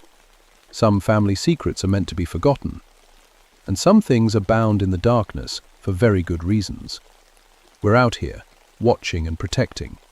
The barriers hold because people like Alice and me give everything we have to maintain them. But they hold by choice, not by nature. And every day, that choice has to be made again.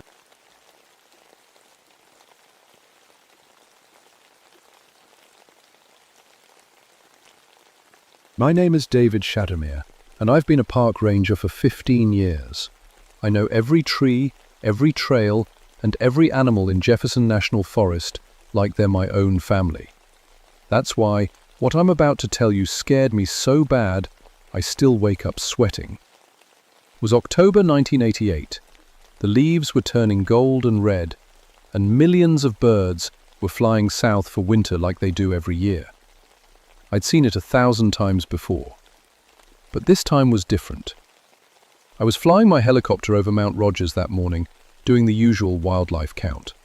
The radio crackled with static, which was weird because the weather was perfect.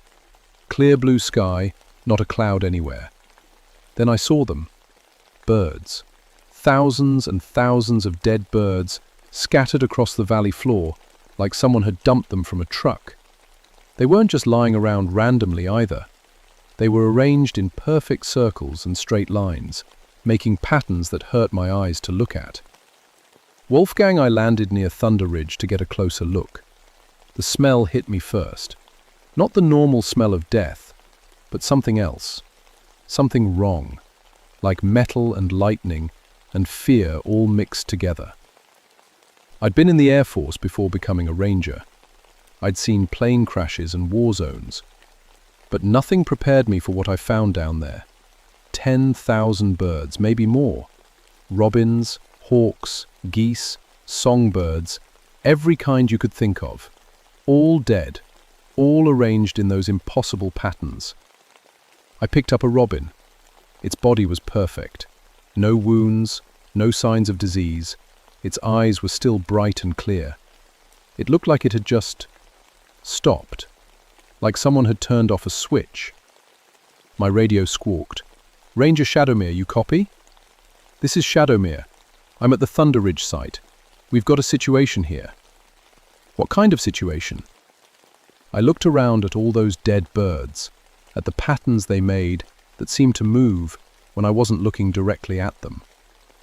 "I don't know yet." But it's big. I called Dr. Rebecca Stone, the wildlife biologist from the university. She was smart, tough, and had seen weird animal behavior before. If anyone could figure this out, she could. "Dead birds don't arrange themselves, David," she said, when I explained what I'd found. "Something did this. The question is what?" Kang, I also reached out to Tommy Youngwolf, a Cherokee tracker who knew these mountains better than anyone alive. His grandfather had taught him the old stories, the ones most people called superstition. After what I'd seen, I wasn't so quick to dismiss anything. "The old ones warned about this," Tommy said, when he saw the photos I'd taken. "They called it the time when the sky demons hunt." I'd always been a facts and science kind of guy. Weather patterns, animal migration, forest management, things I could measure and understand. I'd heard the local stories about the Mothman, the creature people claimed to see flying around Point Pleasant. I figured it was just misidentified owls or people wanting attention. But standing in that valley, surrounded by all those dead birds in their impossible patterns, I felt something I'd never felt before in these mountains. I felt watched. And whatever was watching me wasn't human. The wind picked up, even though the weather report said it would be calm. The trees started making sounds I'd never heard before, not rustling or creaking, but something like whispers, like they were trying to warn me about something. I decided to stay the night and observe the area. Set up camp near my helicopter with all my equipment, night vision scope, radio, flare gun, the works. If something came back to arrange more dead animals, I'd be ready. As the sun went down, the temperature dropped fast. Too fast for October. My breath started showing in the air, and frost began forming on the grass, even though it had been 70 degrees that afternoon. The first sound, a whooshing noise, like massive wings beating the air. But no bird flies at night that could make a sound that big. The whooshing came from overhead, moving in circles around my camp. I grabbed my flashlight and shined it up at the sky. The beam caught something for just a second, something huge and dark, with eyes that glowed red like tail lights. Then it was gone, and the sound faded into the distance. My hands were shaking as I reached for the radio, but when I turned it on, all I got was static. Every frequency, nothing but static. Even my emergency channel was dead. I was alone in those mountains, with something that could kill 10,000 birds in one night, and arrange them in patterns that made my head hurt to look at.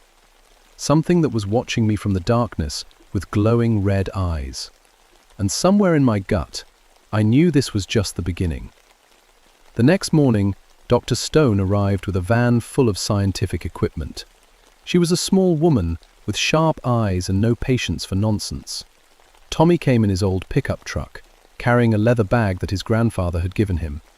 Unauthorized, Rebecca said, pulling on latex gloves. We walked through the death zone together. Rebecca took samples, measured distances, and photographed every pattern. Tommy walked around the edges, studying things I couldn't see. Buffering. The electromagnetic readings are off the charts, Rebecca said, checking her instruments. Whatever killed these birds left behind massive electromagnetic residue. Tommy knelt beside one of the bird circles. These patterns, they're the same ones carved in the old stones. The warning stones my people left to mark dangerous places. Warning about what? I asked. Things that hunt from the sky. Things that shouldn't exist in our world. Rebecca stood up from examining a hawk. David, come look at this. Flashlight's chest had been opened with surgical precision. Not torn or ripped like a predator would do, but cut clean with something incredibly sharp. Inside, every organ was missing except the heart. What kind of animal eats everything but the heart? She asked. No animal I know, I said. What about disease? Parasites? Sluggish, she shook her head. The organs weren't destroyed or consumed. They were removed, harvested. That afternoon we found more dead animals scattered throughout the forest. Deer, rabbits, squirrels, all with the same precise cuts, all missing the same organs, and all arranged in those impossible patterns. We need to call the State Wildlife Department, Rebecca said. This is beyond anything I've seen. Use the radio, we got nothing but static. Our cell phones showed no signal, even though we were in an area that usually had good coverage. It was like something was blocking all our communications. We should leave, Tommy said. Come back with more people, more protection. Prescribe fingers protection from what? Rebecca asked. We still don't know what we're dealing with. Yes, we do, Tommy said quietly. We just don't want to believe it. Polishing. That night we made camp together for safety. 3 people, 3 flashlights, and 1 campfire. Tommy burned something in the fire that smelled like sage and cedar. He said it would help keep dangerous spirits away. There are old stories, he told us as we sat around the flames. Stories about hunters from the sky realm who come to our world every few generations. They scout for resources, they take what they need, and they prepare the way for others. Safeguard. You're talking about folklore, Rebecca said. We need scientific explanations. Science and folklore aren't always different things, Tommy replied. My grandfather fought these creatures in 1932. His grandfather fought them in 1876. They always come back. Around midnight, the fire started burning lower, despite having plenty of wood. The temperature dropped again, that unnatural cold that made our breath fog even though it was still October.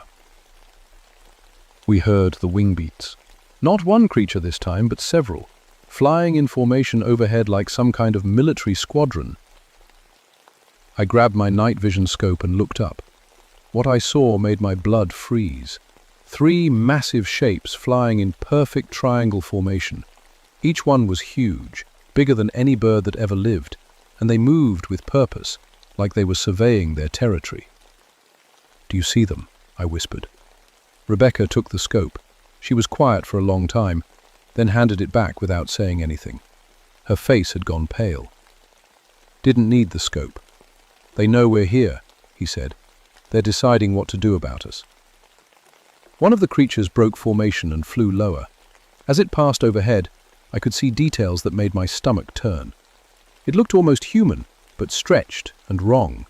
Arms that ended in claws, legs that bent the wrong way, and wings, massive leathery wings that blocked out the stars. Its eyes were the worst part. They glowed red like I'd seen before, but now I could see they were looking right at us, studying us, deciding if we were a threat. The creature let out a sound that wasn't quite a scream and wasn't quite a roar. It was like nothing I'd ever heard, and it seemed to go right through my bones. Every animal in the forest went silent. Then it flew away, rejoining the others as they disappeared over the ridge. "What the hell was that?" Rebecca whispered. "That," Tommy said, "was a scout. They'll be back with more, and next time they won't just observe." We packed up camp and hiked back to our vehicles in the dark. Nobody talked about what we'd seen, but we all knew our lives had just changed forever. We'd seen something that science said couldn't exist, and it had seen us back. As we reached the parking area, Rebecca's equipment started working again. Her electromagnetic detector was going crazy, showing readings unlike anything in her textbooks. Sluggish. "David," she said, staring at the display, "according to this, those things aren't just animals. They're generating electromagnetic fields strong enough to disrupt all our communications. That's not biology, that's technology." I started my truck, eager to get away from these mountains. But as we drove down the winding road, I kept checking my mirrors, because I had the feeling we were being followed by something that flew silently through the darkness above the trees. And I was right. We met the next morning at the ranger station. None of us had slept.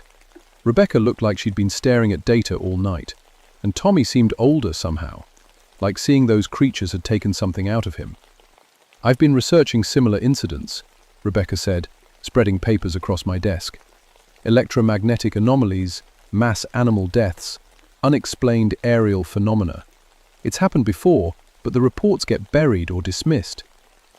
She showed us newspaper clippings going back 50 years, headlines about mysterious flying creatures, electromagnetic storms, and animal die-offs, all in remote areas, all covered up or forgotten. "Look at this," she said, pointing to a report from 1936. "West Virginia mining camp. 100 men reported seeing flying devils with glowing red eyes. 3 days later, a mine collapse killed 18 workers. The survivors said the creatures had been circling the mine for weeks." Terrera nodded grimly. 1876, Cherokee Reservation in North Carolina. My great-great-grandfather's journal describes the same things, called them sky hunters, said they came before disasters, like they could see the future. "That's impossible," I said. But even as I said it, I remembered the creature's eyes, the way it had looked at us like it knew something we didn't. My radio crackled to life. "Ranger Shadowmere, we have a situation at White Top Mountain. Campers reporting strange noises and equipment failures." I grabbed my keys. "We all go together. Nobody handles this alone."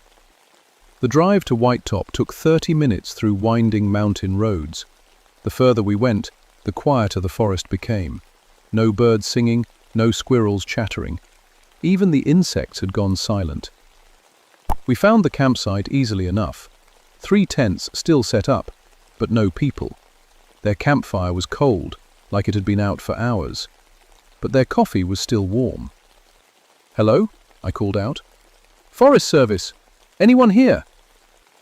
Tommy was examining the ground around the tents. "Look at this," he said. The dirt around the campsite was marked with strange impressions, not quite footprints, but close. They were huge, bigger than any human foot, and shaped wrong, like someone had walked on legs that bent backward. Rebecca was checking the abandoned equipment. "Their radio is fried," she said, "completely dead. And look at this." She held up a camera. The back was open, and all the film had been exposed to light. Not just pulled out, but exposed with the precision of someone who knew exactly what they were doing. They don't want evidence, I realized. Whatever took these people, it's smart enough to destroy proof. A sound echoed from the ridge above us. That same inhuman cry we'd heard the night before, but closer, much closer. "We need to leave, now," Tommy said. But as we turned to go back to our vehicles, we found our path blocked. A creature stood between us and the parking area. It was even bigger than I'd thought, nearly 8 feet tall, with wings folded against its back like a massive cloak. Its red eyes fixed on us, with intelligence that was definitely not animal. "Nobody move," I whispered. "Don't run. Don't make sudden movements." The creature tilted its head, studying us. It took a step forward, and I could see its feet clearly now. They weren't feet at all, but claws, like a bird of prey, designed for grabbing and carrying. Relics. Rebecca made a small noise in her throat. The creature's head snapped toward her instantly. Its eyes began to glow brighter, and I felt something pressing against my mind. Images flooded my head. Not my memories, but someone else's, or something else's. I saw the campsite from above, like I was flying. I watched the campers run in terror as shapes descended from the sky. I saw them being lifted into the air, their screams cut short as they disappeared into the darkness. And I saw something else. More creatures, dozens of them, hidden in caves throughout the mountains, waiting, breeding, growing stronger. The vision ended abruptly. The creature spread its wings, easily 15 feet across, and launched itself into the air. The downdraft knocked us all to the ground, and by the time I got back to my feet, it was gone. Rebecca gasped. "Did you see what it showed us?" Tommy was already moving toward our trucks. "We need to get to the Cherokee Council, now. This is bigger than just a few missing campers." As we drove away from White Top, I couldn't stop thinking about what I'd seen in that vision. The creature had shown me its memories on purpose. It wanted me to know what was coming. They weren't just random killers. They were organized. They had a plan. And we were running out of time to stop it. That evening, Tommy took us to meet his uncle, William Youngwolf, who served on the Cherokee Tribal Council. The old man listened to our story without interruption, his weathered face growing more serious with each detail. "The time of choosing has come again," he said when we finished. "Every generation, we must decide whether to fight or hide. Your generation's turn has arrived." He led us to a room filled with old artifacts, weapons, stones carved with symbols, and books written in Cherokee syllabary. "These creatures are not from our world," he explained. "They come from a place where the sky touches other skies. They use our mountains as hunting grounds and breeding sites, and every time they come, they're stronger than before." Rebecca studied the carved stones. "These symbols, they match the patterns we found with the dead birds." William said, "Maps, breeding territory markers. They're claiming this land." "How do we fight them?" I asked. The old man smiled grimly, the same way my ancestors did, with courage, wisdom, and weapons they don't expect. An ancient wooden box, and pulled out what looked like an arrowhead made of black stone. But when I touched it, electricity seemed to run up my arm. "These were made for hunting sky demons," William said. "We'll need to make more, many more." Outside, something roared in the distance. Then another roar answered from a different direction, and another. They were calling to each other across the mountains, coordinating, preparing for something big. "How many are there?" Rebecca asked. William closed his eyes and listened to the sounds echoing through the darkness. "Enough," he said quietly. "More than enough." The attack started 3 days later. At first, it was just missing hikers and campers, people who ventured too far into the remote areas and never came back. The local sheriff blamed bears or accidents, but we knew better. Then the creatures got bolder. A construction crew working on a new road reported being dive-bombed by something like a giant bat. 2 workers ended up in the hospital with deep claw marks across their backs. Rebecca had been studying the electromagnetic readings, and what she found terrified us all.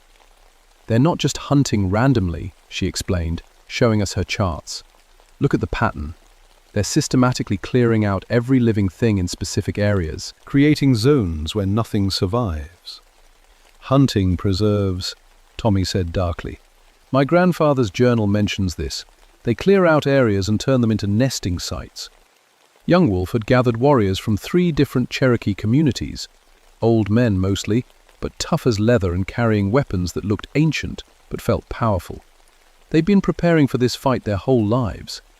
"We have one advantage," William told us. "They don't know we still remember the old ways. They think we've forgotten how to fight them.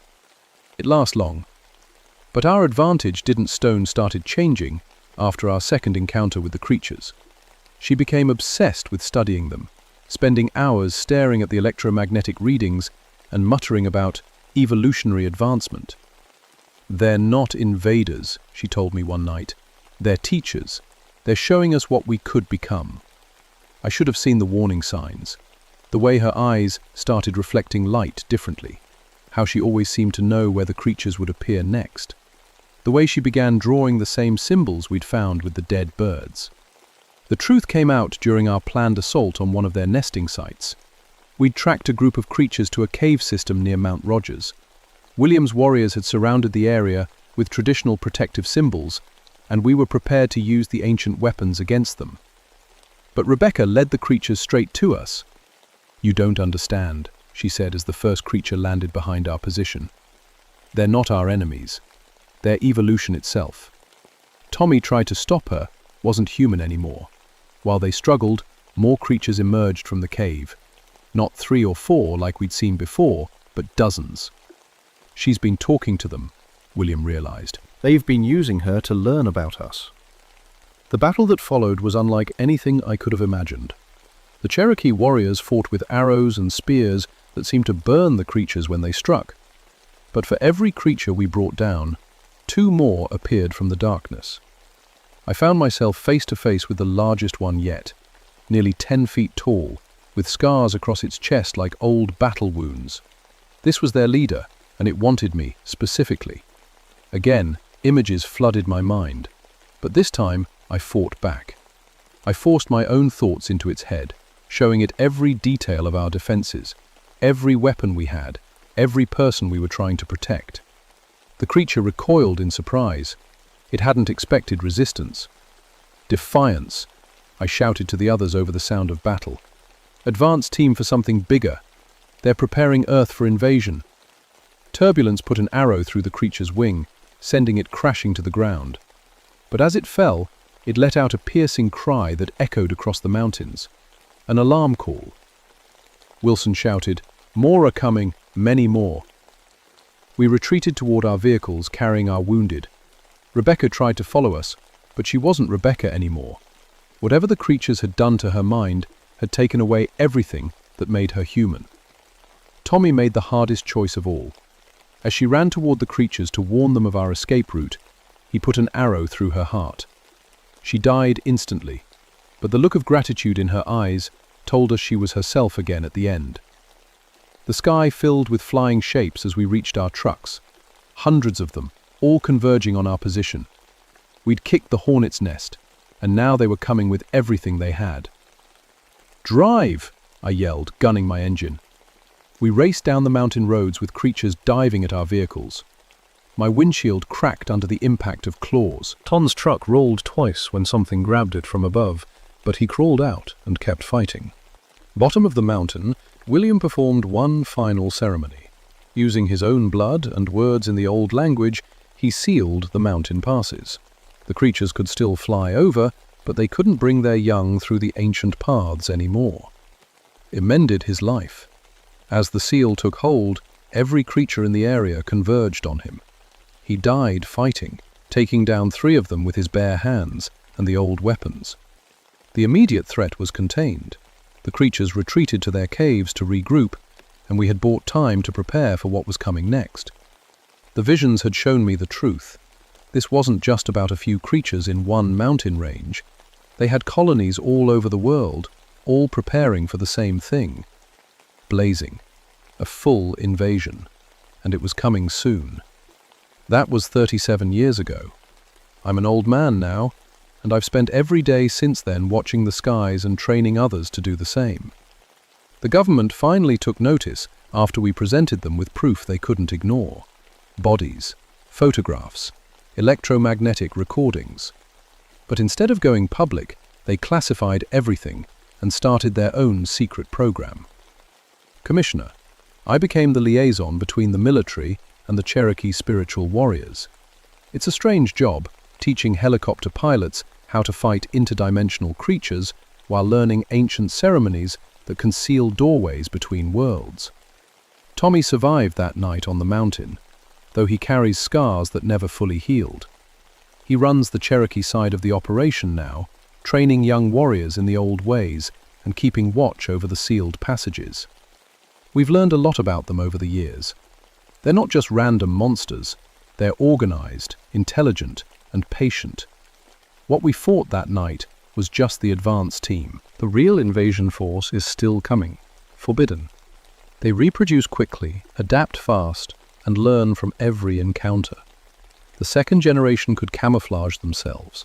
The third generation showed signs of telepathic communication. We've stopped counting generations now because they've become too human-looking to easily identify. But we're stronger too. The Cherokee spiritual weapons work when combined with modern technology. We've built detection networks across the Appalachian Mountains. We've trained specialized military units in supernatural combat. Most importantly, we've learned to work together. Indigenous knowledge and government resources, ancient wisdom and modern science. It's the only way to fight something that exists in both the physical world and the spiritual realm. The creatures still hunt in remote areas. We contain what we can and cover up what we can't. Missing hikers get blamed on bears or getting lost. Electromagnetic anomalies get explained as solar flares or equipment malfunctions. Sometimes, late at night when spike, I still see them flying over the mountains, watching, waiting, planning. They know we're ready for them now. They know we remember the old ways and have new weapons. So they're being more careful, more patient. The Cherokee prophecies say the final battle will come when the sky splits open and their full force arrives. Not dozens of creatures, but thousands, maybe millions. I won't live to see that day. My arthritis keeps me grounded now, and my eyes aren't sharp enough for night watches anymore. But I've trained my replacement, a young Cherokee woman who can fly helicopters and speak to spirits with equal skill. The knowledge continues, the watch continues, the weapons are ready. And when those things finally come in force, we'll be waiting for them. Reading this and you live in the mountains, anywhere in the world, pay attention to the signs. Unexplained animal deaths, electromagnetic disturbances, the sudden silence of all wildlife. And if you see something with glowing red eyes flying overhead, don't try to photograph it. Don't try to prove it exists. Just run and call the authorities. Because some secrets are kept to protect people, not to hide the truth. Behind the Mothman's brood is real. They're out there, and they're still waiting for their chance to claim this world as their own. But as long as people like us keep watching the skies, they'll have to keep waiting. The mountains remember, and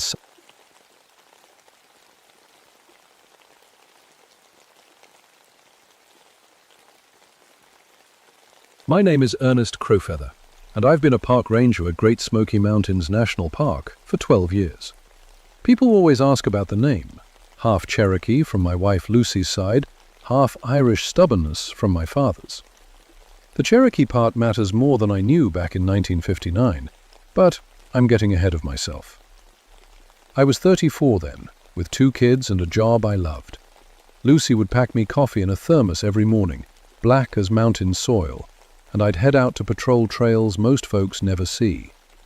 25 miles from the nearest town, up where the old-growth forest still stands thick and quiet. That's my territory, the deep woods where cell phones don't work, and the nearest help is a day's hike away. October that year came early and cold. The leaves turned gold and red, like someone had set the mountains on fire. Hunting season was starting, which meant more people heading into places they had no business being. But hunters I could handle. What happened with the Mackenzie family was something else entirely. They came from Scotland, a grandfather, his son, daughter-in-law, and 2 grandkids. Good people by all accounts. Filed their camping permits properly, brought the right gear, told us exactly where they planned to hike. The kind of visitors who follow rules and respect the wilderness. When they didn't check out on schedule, we waited an extra day. Sometimes families lose track of time in the mountains, but when we found their campsite near Cataract Falls, I knew something was very wrong.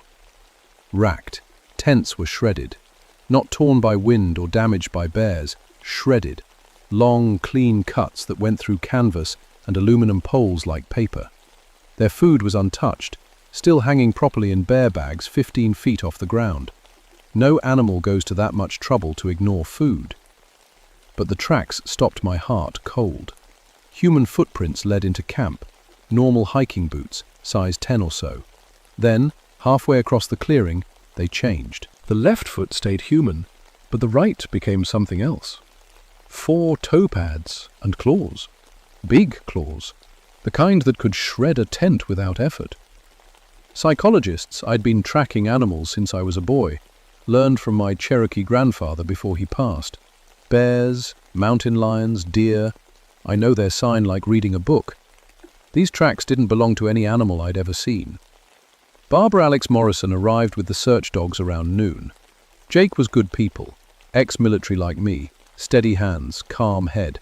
The dogs were his pride and joy, trained for mountain rescue, never failed to find someone before. They took one sniff of those strange tracks and backed away, whimpering. Ranger, Jake's best bloodhound, actually tried to climb back into the truck. In 12 years of search and rescue, I'd never seen dogs act like that. "What do you think spooked them?" Jake asked, scratching his head. I have an answer. Not yet.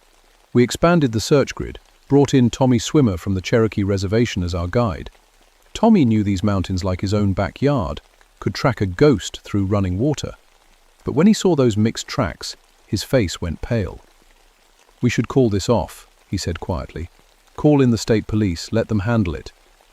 5 people are missing, Tommy, a family with kids." He looked at the claw marks on the trees, 4 parallel gouges that went 20 feet straight up an old oak. "Some things are worse than being lost, Ernest." I thought he was being dramatic. Mountain folk love their ghost stories, their legends about things that hunt in the deep woods. I figured we were looking at an injured mountain lion, maybe rabid, maybe just territorial. Big cats can walk on their hind legs sometimes when they're hurt. I was wrong about everything.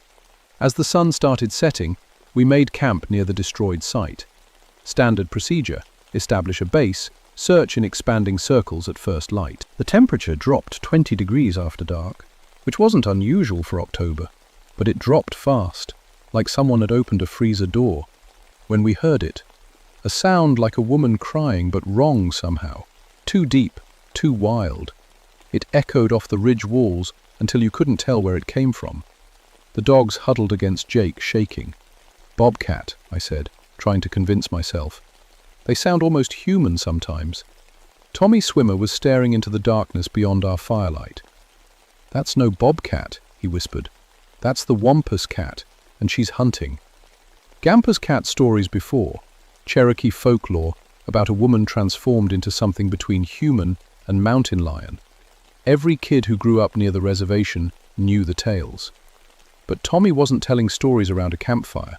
He was scared, genuinely scared, and Tommy Swimmer wasn't afraid of anything in these mountains. "Tell me about the wampus cat," I said, keeping my voice steady.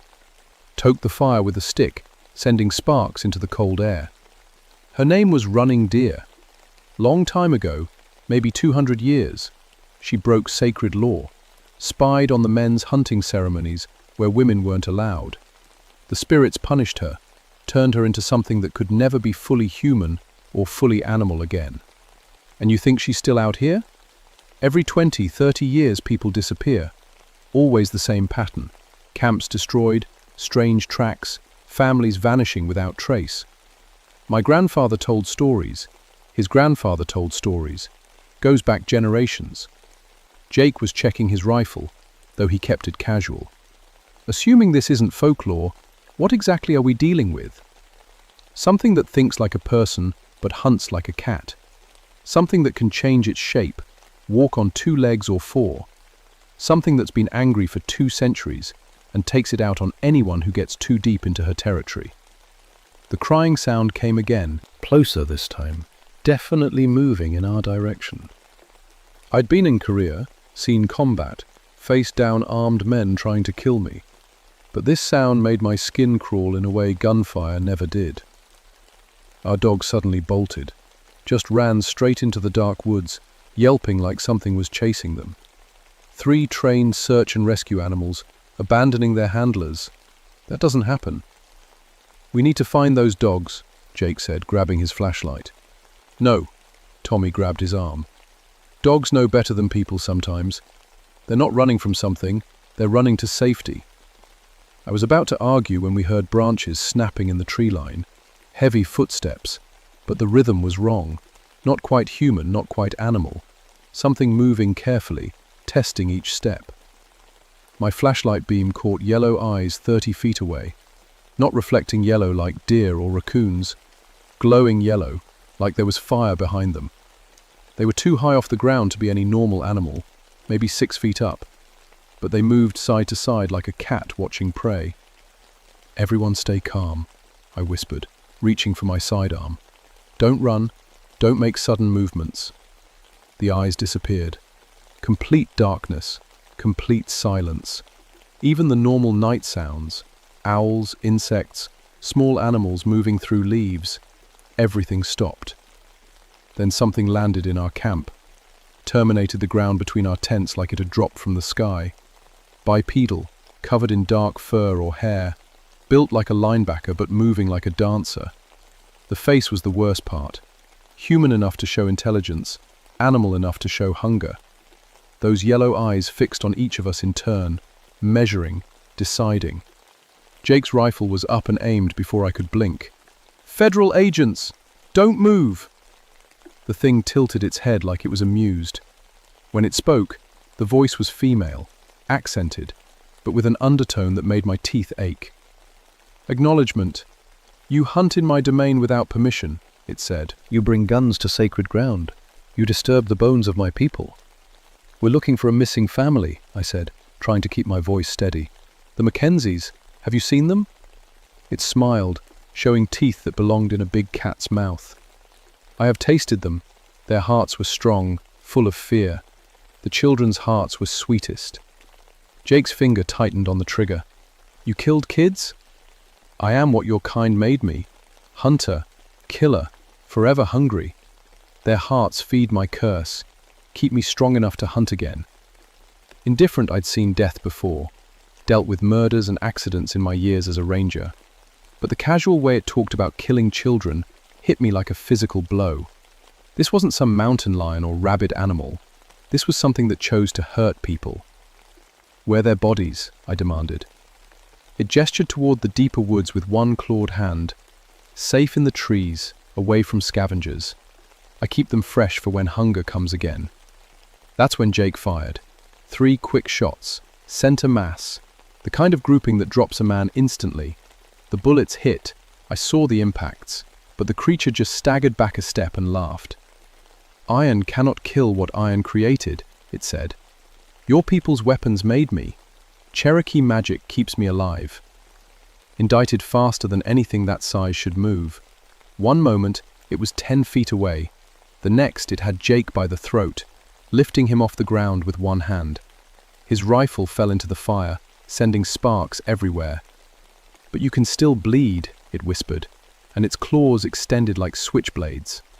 I emptied my pistol into its back, all 6 rounds. It turned to look at me with mild irritation, still holding Jake in the air. "Your turn will come, Ranger Man. But first I smell Cherokee blood on you. That makes you special." Bandwidth, it dropped Jake and vanished into the darkness. Not ran, vanished. Like it had never been there, except for the claw marks on Jake's neck and the lingering smell of something wild and wrong. Jake was unconscious but breathing. Tommy was praying in Cherokee, words I didn't understand but recognized as desperate. And somewhere in the darkness, that thing was still out there, still hunting. I radioed for emergency backup and medical evacuation, but we were too far out, too deep in the mountains. The radio crackled with static and dead air. We were on our own with something that had killed a family and promised to kill us too. The worst part was what it had said about Cherokee blood, about me being special. Lucy was full-blood Cherokee, which made our kids half. If this thing was targeting people with Cherokee heritage, my family was in danger. As I tried to stop Jake's bleeding, and Tommy kept watch with a rifle that we now knew was useless, I realized we weren't dealing with an animal or even a person. We were dealing with something that had been hunting these mountains for 200 years, something that modern weapons couldn't kill. Unless who I was. We spent the rest of the night taking turns on watch, while Jake drifted in and out of consciousness. The claw marks on his neck were deep, but clean, like surgical cuts. They should have killed him, but the creature had been precise, careful. It wanted him alive. "Why didn't it kill us?" I asked Tommy during his watch shift. "Maybe it's not time yet. Maybe it's playing with us." He was carving something into a piece of oak with his hunting knife. Symbols I didn't recognize but felt important. My grandfather gave me these protection marks. Might help, might not. But Cherokee magic is old, older than whatever curse made that thing. Dawn broke, we found the Mackenzie family. They were arranged in a circle 40 feet up in the branches of an ancient oak tree. Not thrown there, not dragged up, arranged. Each body was positioned carefully, Arms folded, eyes closed. Someone, or something, had taken time with them, treated them with a respect that made the whole scene even more disturbing. The hearts had been removed with surgical precision. No torn flesh, no savage wounds. Clean cuts that suggested both intelligence and practice. This wasn't random killing, it was ritual. "Jesus," Jake whispered. He was awake now, voice hoarse from the throat wounds. Who could get bodies that high up? That tree doesn't have branches for the first 30 feet. Officers were studying the symbols carved into the oak's trunk. She could.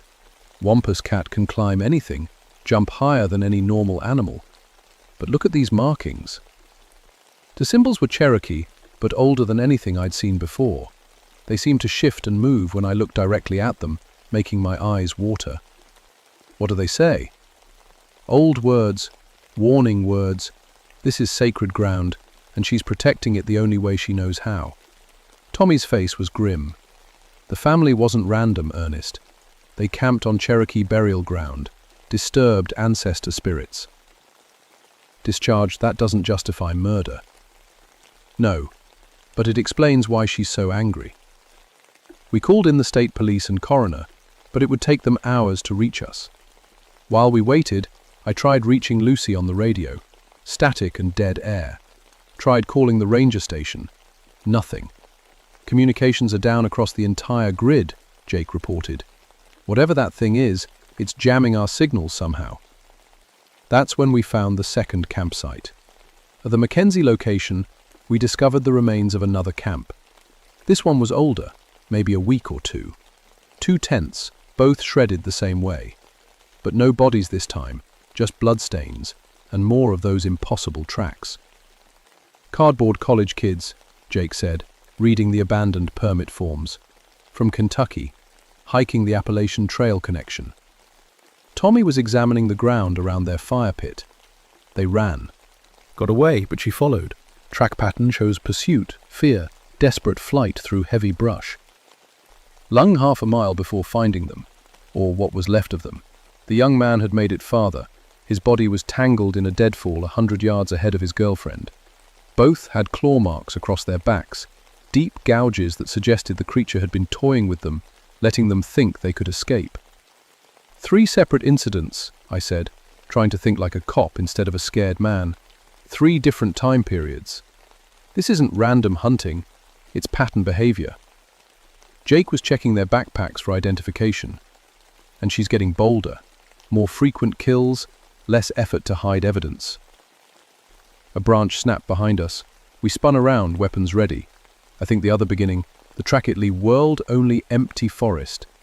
The normal sounds of daytime birds and insects had stopped again, that same unnatural silence we'd experienced the night before. "She's watching us," Tommy said quietly, deciding when to finish what she started. Radio crackled to life, static, then a voice, Lucy's voice, but wrong somehow, too calm, too distant. "Ernest? Ernest, are you there? Something's wrong at home. Something's watching the children." "Where are you? Are you safe?" Disappointment. "The windows, Ernest. She's at the windows, looking in. Yellow eyes, just watching. The kids are scared." Wavelength. The radio went dead. I tried calling back, but got only static. "It's 25 miles to our house," I told Jake and Tommy. "If I leave now, drive hard, I can be there in 2 hours." "That's what it wants," Tommy said. "Split us up, isolate us. Classic hunter behavior." My family. You run straight into its trap. We need help, Ernest. Real help. Cherokee help. He pulled out an old cell phone and dialed a number. Somehow, impossibly, the call went through. Grandfather? It's Tommy. We need you to come to Cataract Falls. Bring the old weapons, the blessed ones, and bring the other warriors. A pause. Yes, Grandfather. It's the Wampus cat. She's hunting again. While we waited for Tommy's grandfather, Jake and I secured the crime scenes as best we could. But the creature, running deer, the Wampus cat, wasn't done with us yet. Feng. The attacks came in broad daylight. First, our vehicles. All 4 tires on my truck, slashed with surgical precision. Jake's Ranger Jeep had its engine compartment torn apart, wires and hoses scattered like confetti. We were stranded, 25 miles from help, with something that could apparently disable modern machinery. Then, the psychological warfare began. Items from our packs appeared in strange places. My spare socks hanging from tree branches 30 feet up, Jake's compass buried point down in the exact center of the Mackenzie family's original campfire. Personal items arranged in patterns that suggested we were being studied, catalogued, prepared for something. She's learning about us, Tommy said. How we think, what we fear, what matters to us. The radio chattered to life again. Lucy's voice, my children's voices, calling for help. But the timing was wrong, the words slightly off. It was mimicking them, using their voices as bait. Daddy, please come home. The kitty lady is scratching at my window. My daughter Sarah's voice, perfect, except for the adult fear underneath the child's words. No 6-year-old talks about being afraid with that kind of controlled terror. Jake said, but I was already reaching for the radio. Don't respond, Tommy warned. It's studying your voice patterns, learning how you communicate with family.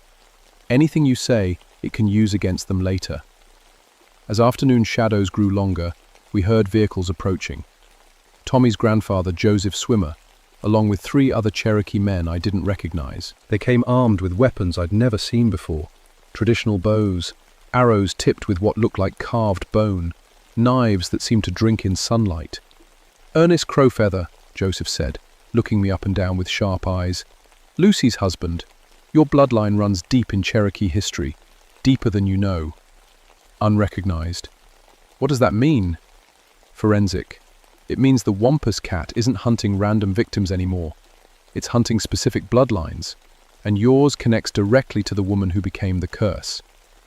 He handed me one of the bone-tipped arrows. Running deer was your wife's great-great-grandmother. That makes your children part of the original bloodline. The Wampus cat isn't just killing for territory now. It's trying to complete a family curse that's been waiting 200 years. Earthly, everything clicked into place. The personal items, the mimicked voices, the focus on me specifically. This wasn't random hunting. It was targeted, purposeful, personal. My family wasn't just in danger, they were the real target. And I was exactly where the creature wanted me, 25 miles away, unable to protect them. Joseph Swimmer spread an old hide map across a fallen log, marking locations with charcoal. Running deer was cursed at this exact spot, he said, pointing to where we stood. Her spirit is bound to these mountains, but her power grows stronger when she feeds on her own bloodline. You're saying she's been hunting her own descendants for 200 years? The curse demands it. Every generation, she must take hearts from her bloodline or lose her form completely. Your children represent the latest generation.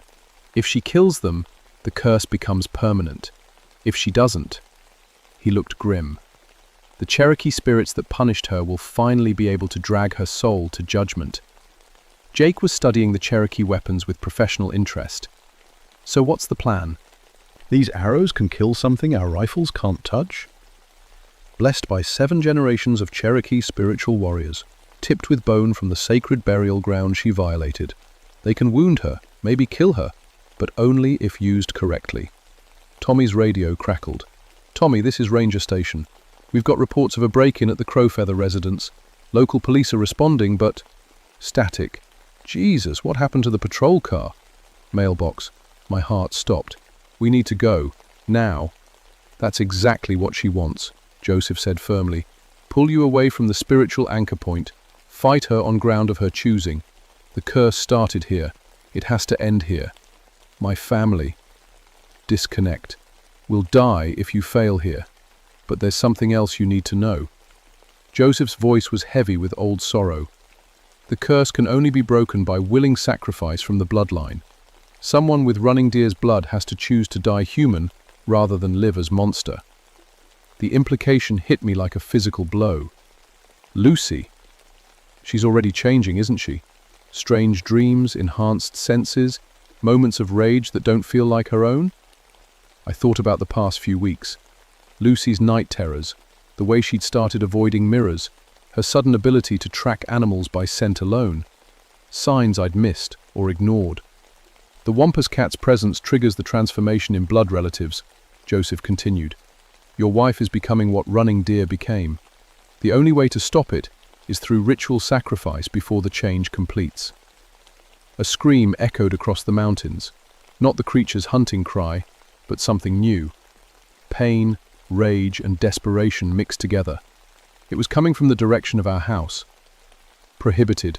We're out of time, I said. Joseph gathered his warriors. Then we finish this. Cherokee Way. Participates. The battle began before we reached the ritual site. She came at us through the trees like liquid shadow, moving too fast for human eyes to track properly. The younger Cherokee warriors had positioned themselves in a traditional hunting formation, but the Wampus cat had been fighting their ancestors for 2 centuries. She knew their tactics. The first warrior went down with claw marks across his chest. Not killed. She was still being precise, still making choices about who died when. But the message was clear. She could end any of us whenever she chose. Spread out, Joseph shouted. Don't let her corner you. Use the blessed ground. We were fighting on the original curse site now, where Cherokee shamans had first transformed running deer. The symbols carved into trees and rocks seemed to glow with their own light, and the Wampus cat moved differently here, more carefully, like the ground itself was fighting her. Jake put 3 arrows into her torso. Normal arrows would have been useless, but these were blessed Cherokee weapons. Black blood flowed from the wounds, and for the first time since we'd encountered her, the creature looked genuinely hurt. Iron cannot kill what iron created, she snarled, but old magic still has teeth. She focused on me now, abandoning the other fighters. Where is the woman, Ernest Crowfeather? Where is Lucy running deer Crowfeather? She belongs to me now. She belongs to herself. Does she? Check your radio, Ranger Man. Listen to what she's becoming. Lucy's voice came through clearly, but wrong in every way that mattered. Ernest, I can smell everything. Every rabbit in the woods, every deer trail, every human who's passed through here in the last week. And I'm so hungry. God help me. I'm so hungry. Lucy, stay in the house. Lock the doors. Keep the kids safe. The kids. Her voice was changing, becoming deeper, more animal. They smell like prey, Ernest. My own children smell like prey, and I want to hunt them. The radio went dead. The Wampus cat smiled, showing those terrible teeth. Choose quickly, Ranger Man. Save your wife or save your children. You cannot do both. That's when I understood the real trap. This had never been about killing me or even killing my family. It was about forcing impossible choices, breaking spirits along with bodies. The Wampus cat fed on more than hearts. She fed on despair. But Joseph Swimmer had taught me something about Cherokee warfare. Sometimes the only way to win is to refuse the enemy's terms entirely. Tommy, I called to him. How long does it take to complete the ritual sacrifice? Bernice. Minutes if the person is willing. Hours if they fight it. Preparations. And if someone else volunteers instead? Breaking. Joseph's eyes widened with understanding. The curse requires running deer's bloodline, but it doesn't specify which generation. Plunge. Lucy, which made me part of the bloodline by marriage and blood mixing. Not the direct target, but close enough for Cherokee magic to accept as substitute. Ernest, no, Tommy said, reading my intention. There has to be another way. Blindness. Lucy keeps her humanity, my kids stay safe, and this thing stops hunting forever. Seems like good math to me. The Wampus cat had been listening to our conversation. Now she looked uncertain for the first time, like her 200-year plan was coming apart. "Meaningless! You cannot cheat the curse!" she roared. "I have waited too long, suffered too much." "You've suffered," I said, raising one of the blessed arrows. "But you've also murdered innocent people. Time to balance the books." Mucked and I drove the arrow into my own chest, just below the heart. Cherokee magic flowed through the blessed bone tip, burning like fire through my veins. The Wampus cat screamed, not in anger now, but in genuine fear.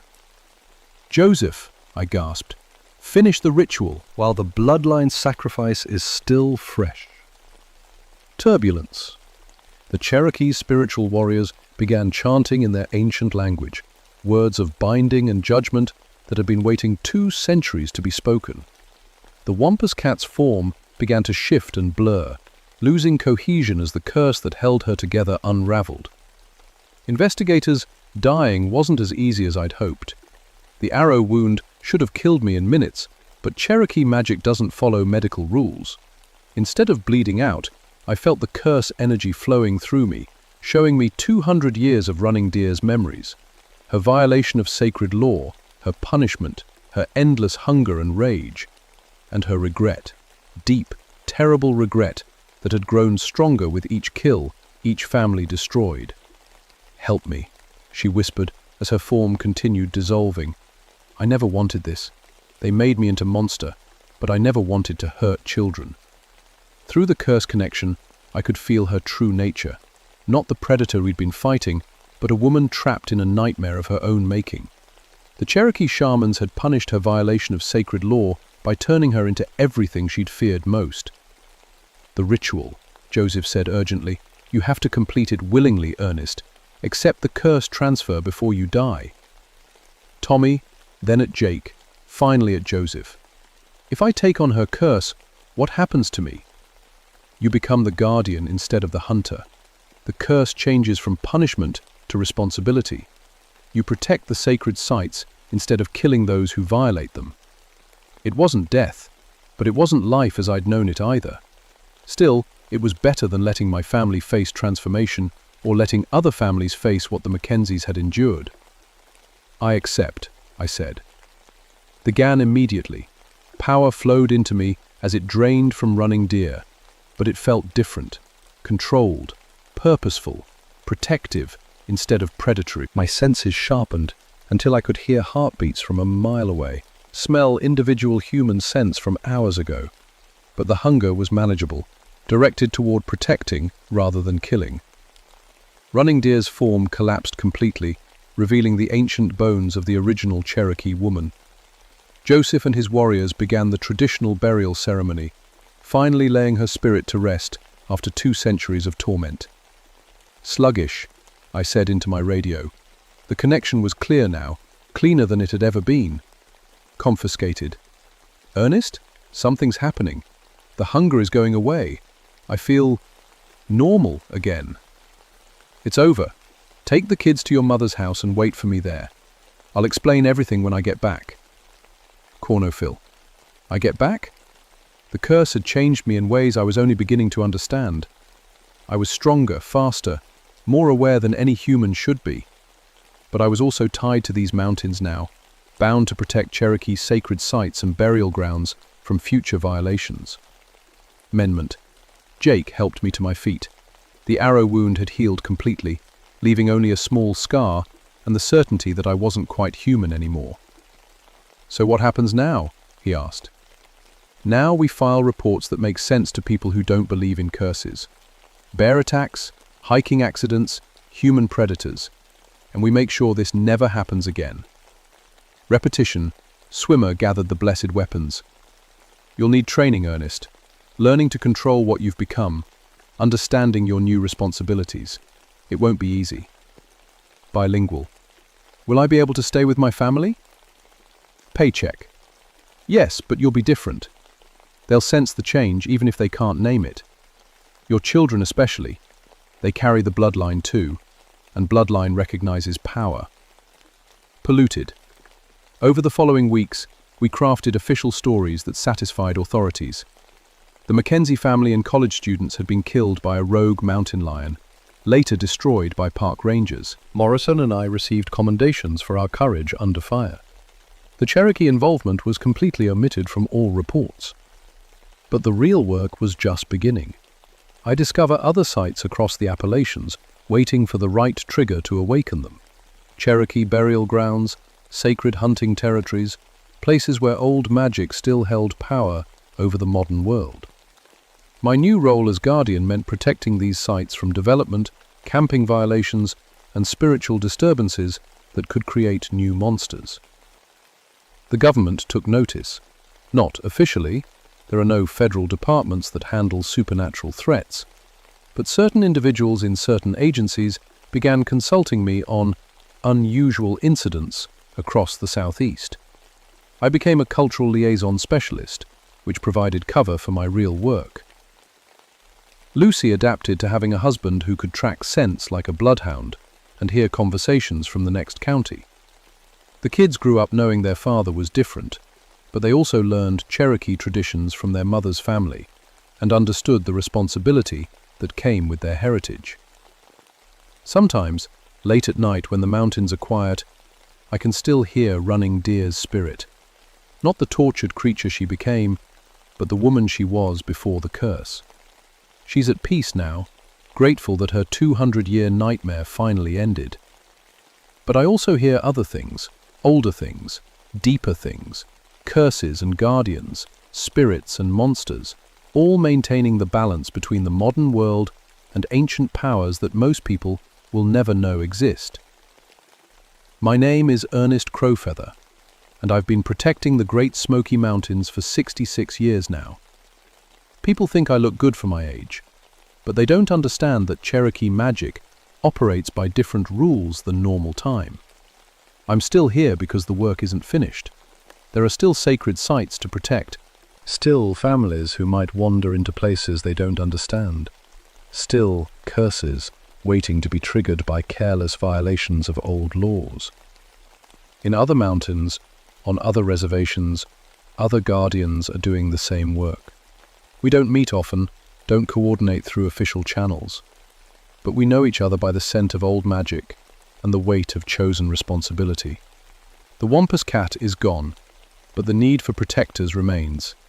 And sometimes, just sometimes, when hikers report strange sounds in the deep woods, or campers find their sites mysteriously relocated away from burial grounds, they're encountering not a monster, but a guardian doing what guardians do.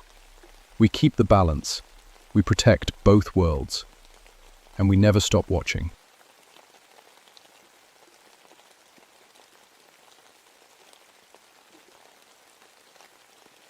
My name is Rebecca Hollaback, and I've been a park ranger at Cumberland Gap for 8 years now. People always ask about my last name. Sounds made up, right? But it's real, from way back in my family tree. I specialize in the historical sites around here, especially the old settlements tucked away in these mountains where most folks never go. 1995 was colder than usual. The leaves had already fallen, leaving the trees bare and making it easier to spot things that had been hidden all summer. I was driving the back roads near Vardy Valley when the call came in about the missing research team.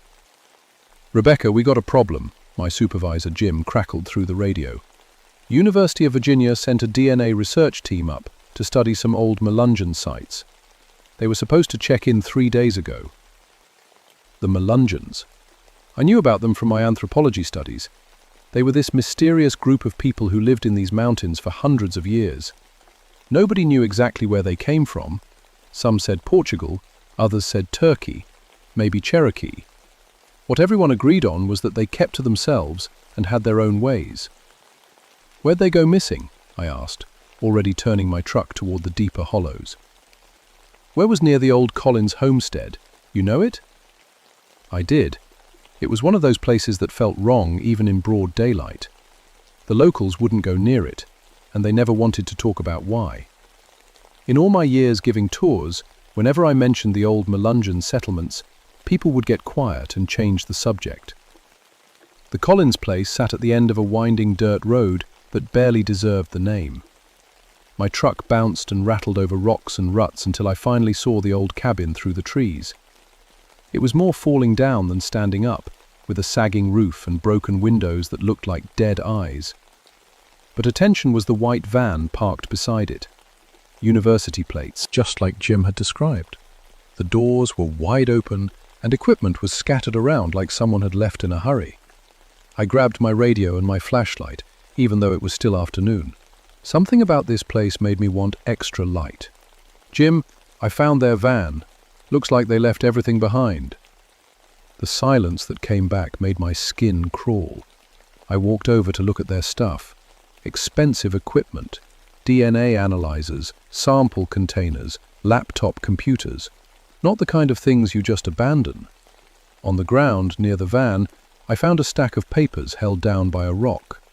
Research notes, genealogy charts, and something that made me stop cold.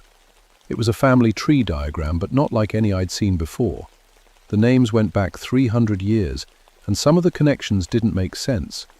People born decades apart were listed as siblings, death dates that came before birth dates, and at the bottom, in fresh ink, someone had written, "Impossible. The DNA doesn't lie, but this can't be right."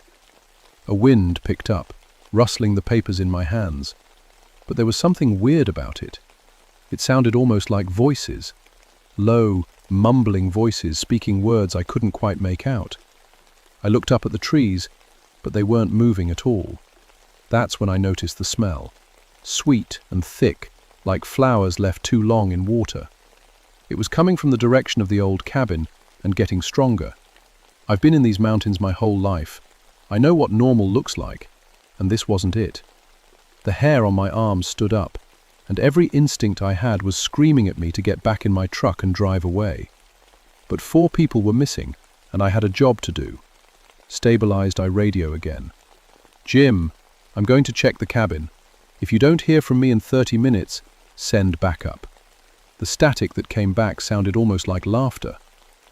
The front door of the cabin hung open like a mouth. I called out as I approached, hoping to hear one of the researchers call back. Instead, my voice seemed to get swallowed up by the air itself, like the mountains were drinking the sound. Cabin was bigger, rooms stretched back into shadows that my flashlight couldn't quite reach, even though from the outside I could see this was just a one-room shack. My mind tried to make sense of it, but the harder I looked, the more wrong it became. Research team had set up their equipment in what should have been the main room. Computers hummed quietly, their screens showing data that made my stomach turn. DNA sequences, but not like any I'd learned about in college. These had extra patterns, repeating sections that formed shapes that hurt to look at. On one of the tables, I found more papers, field notes in 4 different handwritings. Day 1. Initial samples from cemetery show unusual genetic markers, preservation beyond anything we've seen. Day 2. Carbon dating inconsistent. Some samples appear to be aging in reverse. Day 3. Genealogy research confirms impossible family connections. Subjects appear to share DNA across centuries. Day 4. Voices in the recording equipment. No one was speaking. Day 4. That was yesterday. I kept reading. Late night, day 4. Sarah saw someone in the cabin with us. Described, elderly woman in old-fashioned dress. When we looked, no one there. Equipment registered presence of 5 additional people. Early morning, day 5. We're not alone here. The locals were right to stay away. The DNA results show something that can't be real. Some of these samples are from people who are still alive, but the tissue is over 200 years old. The last entry was in shaky handwriting. Frustrations. They're all here. All of them. Every generation standing together. They're trying to tell us something, but we can't understand. Going to try voice recordings. I found their audio equipment still running. When I hit playback, my heart nearly stopped. While those few minutes were normal, team members discussing their findings, arguing about test results, then, underneath their voices, other sounds started creeping in. Whispers in languages I didn't recognize. An old woman humming a tune that made my bones ache. And then, clear as day, a man's voice speaking in an accent I'd never heard before. She comes. The bloodline calls to itself. She will understand what you cannot. One of the researchers, a woman, responded, "Who's there? We can't see anyone." We are always here, in the blood, in the bone, in the memory that passes from mother to child. You dig where you should not dig. You seek what should remain hidden. The woman's voice got shaky. We're just studying genealogy, historical DNA analysis. History lives here. It does not sleep in your machines. That's when the screaming started. Blazing, not from the researchers, from the equipment itself. Every machine began shrieking at once, a sound like metal being torn apart. On the recording, I could hear the team shouting, panicking, trying to shut down their computers. And underneath it all, that old woman's humming got louder and louder until it drowned out everything else. Then, silence. I checked the timestamp. The recording had stopped at 3:17 a.m. this morning, just 8 hours ago. My hands were shaking as I turned off the playback. That's when I noticed that one of the computers was still running a program.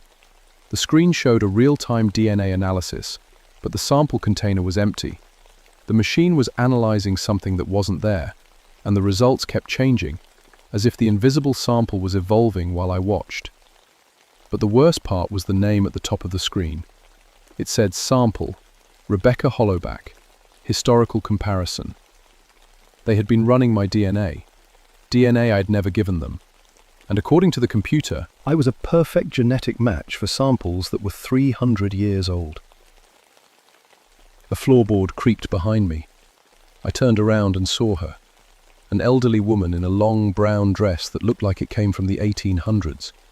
She had dark skin and sharp eyes that seemed to look right through me. "You should not have come here, child," she said in a voice like wind through autumn leaves. But then again, the blood always calls us home. I tried to speak, but my throat had closed up. "I am Mahala Collins," she said, stepping closer. "And you, Rebecca Hollowback, are my great-great-granddaughter. Welcome to the family." I blinked hard, sure I was seeing things. But when I opened my eyes, Mahala Collins was still there, solid as the floor beneath my feet. She looked maybe 70, but something about her felt much older. "That's impossible," I managed to say. "Collins died in the 1800s. I've read the records." She smiled, showing teeth too white for someone her apparent age. "Records lie, child. Names get changed, dates get mixed up. But blood doesn't lie. Blood remembers everything." She gestured to the computer screen showing my DNA analysis. Those young folks with their machines, they thought they could study us like bugs under glass. They didn't understand that some things study back. "Where are they?" I asked. "The research team?" "Learning," she said simply. "Come, I'll show you." Every instinct told me not to follow her, but my feet moved anyway. She led me deeper into the cabin, through rooms that shouldn't exist, down a hallway that stretched much farther than the building could possibly hold. The smell got stronger as we walked, that sweet, thick scent like old flowers. And with it came other smells: wood smoke, homemade soap, something like wet earth. "The Hollow remembers," Mahala said as we walked. "Every person who lived here, every birth, every death. In a place like this, where the same families lived for generations, all that memory builds up like layers of rock." We reached a door at the end of the hall. She opened it, and cool air rushed out, carrying voices with it. Dozens of voices, maybe more, all speaking at once in a low murmur that sounded like a crowd having conversations in the next room. Beyond the door was a staircase leading down into the mountain itself. The walls were natural stone, but carved with symbols that hurt to look at directly. And lining the stairs, like some kind of honor guard, were people. Men, women, children, all dressed in clothes from different time periods. Some wore rough homespun from the 1700s. Others had the simple dresses and work shirts of the early 1900s. All of them had the same dark eyes, the same mix of features that didn't quite fit any one race. All of them were dead. I could tell because they were slightly transparent, and because some of them had wounds or signs of sickness that should have killed them long ago. But they watched me with intelligence, with purpose. The Melungeon families, Mahala explained. We were never just one thing, not Cherokee, not African, not European. We were something new, something that scared people because they couldn't put us in a box, so they tried to make us disappear. As we walked down the stairs, the dead people turned to follow our progress. I heard whispers in that strange accent from the recording, words I couldn't understand, but that made my chest feel tight. They forced us into these mountains, Mahala continued, took our children away, said our marriages weren't legal, told us we couldn't own land. Some families gave up, tried to pass as white or Cherokee or whatever would keep them safe. But some of us, we went deeper. We found ways to stay connected. The staircase opened into a huge underground chamber, and there, arranged in a circle on the stone floor, were the 4 missing researchers. They were alive but wrong. Their hair had gone completely white, and their skin was wrinkled like they'd aged 50 years in a day. They sat perfectly still, eyes closed, while that low, humming sound came from their throats. "What did you do to them?" I whispered. "Gave them what they wanted," Mahala said. "Knowledge.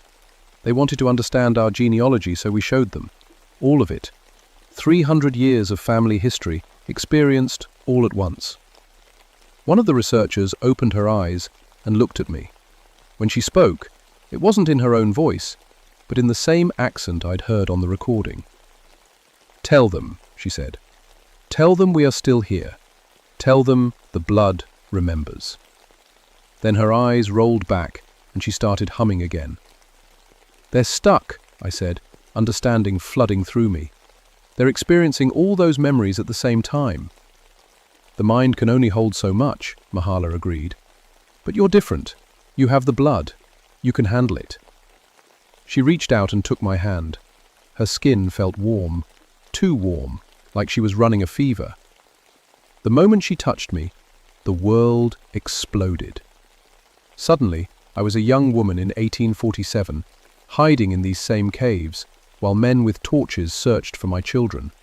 Then I was a teenager in 1923, watching government officials come to measure our heads and declare us not white enough for the schools. Then I was a mother in 1956, holding a baby who had been born with eyes that saw things that weren't there. Remember after memory crashed through my mind, generations of persecution, of families torn apart, of people who learned to hide their true nature to survive. But underneath it all was something else. Power. The ability to see across time, to communicate with the dead, to know things that happened far away. "We are not just people," Mahala's voice came from everywhere and nowhere. "We are a bridge between worlds." The government knows this. They've always known. That's why they try so hard to make us disappear. Investigators shifted. I saw men in suits with government badges, taking notes about genetic anomalies and supernatural bloodlines. I saw laboratories where they experimented on Melungeon children.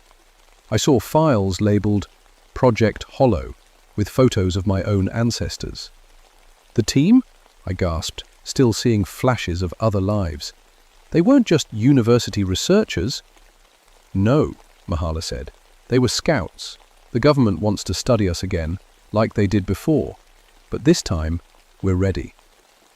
Around us began to glow with pale light. The humming from the trapped researchers got louder, and I realized it wasn't just random sound. It was words, repeated over and over. "Protect the bloodline. Protect the secret. Let none pass who would do us harm." And that's when I heard the vehicles outside. Multiple engines, heavy tires on the dirt road.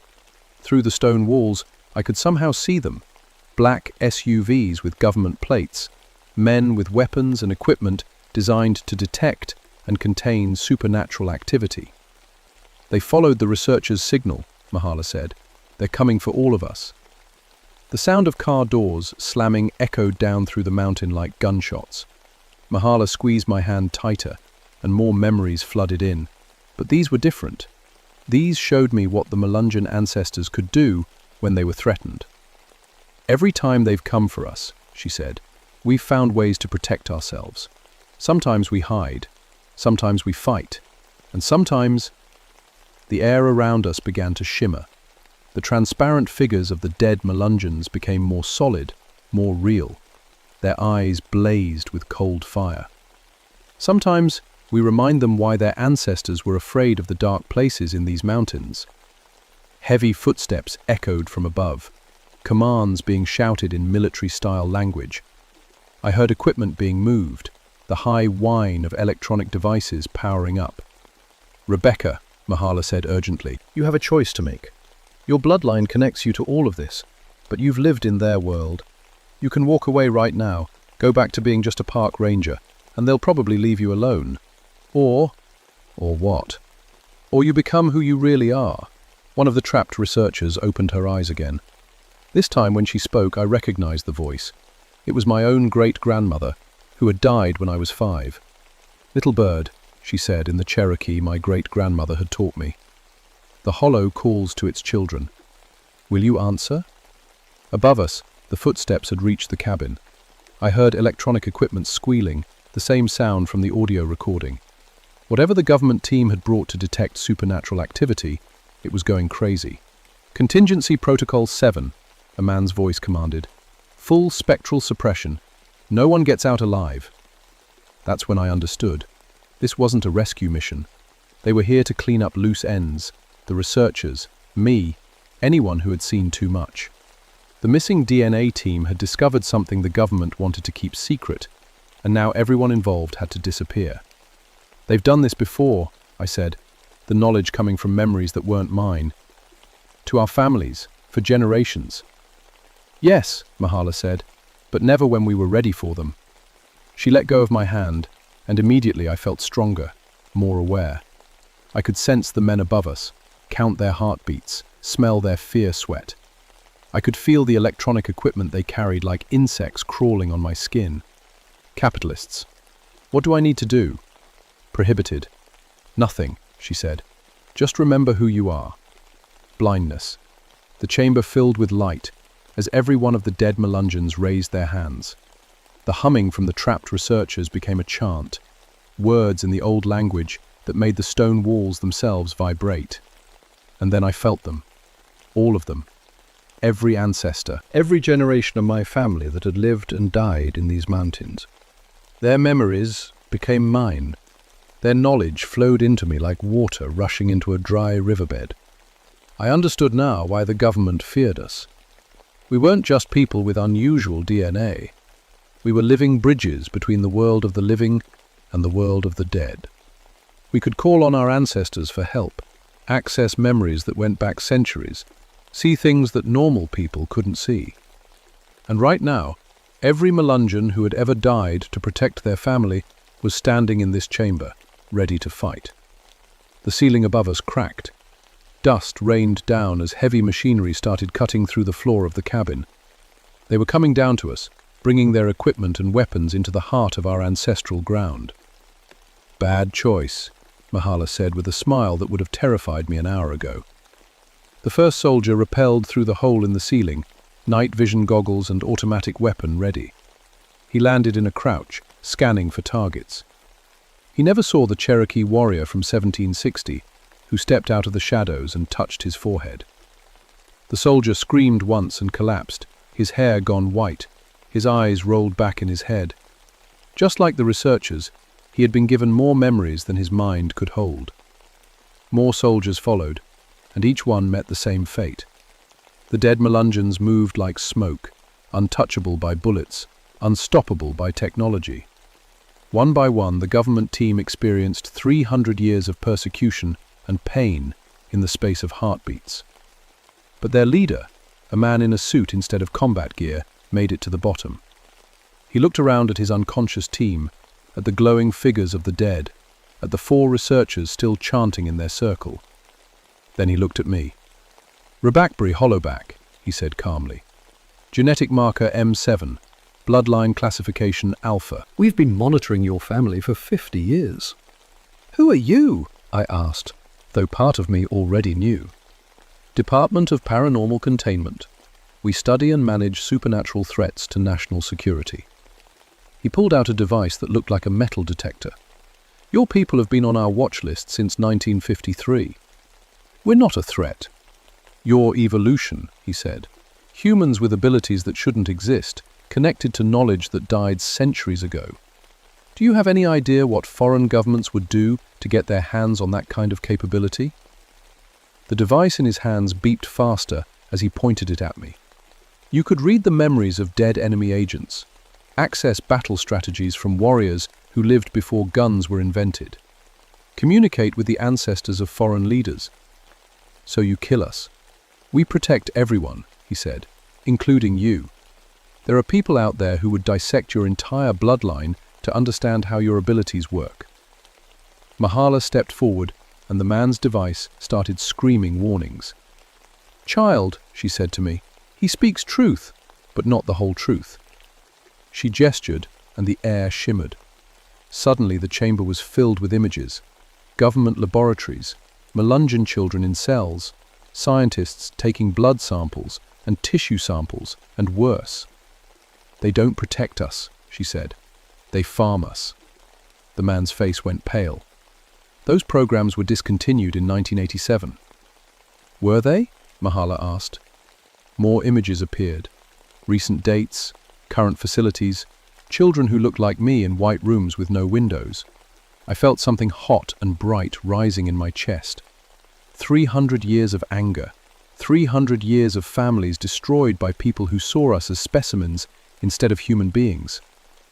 No more, I said. What happened next is hard to explain in words that don't make me sound crazy. I reached out with abilities I'd never known I had and touched the government agent's mind.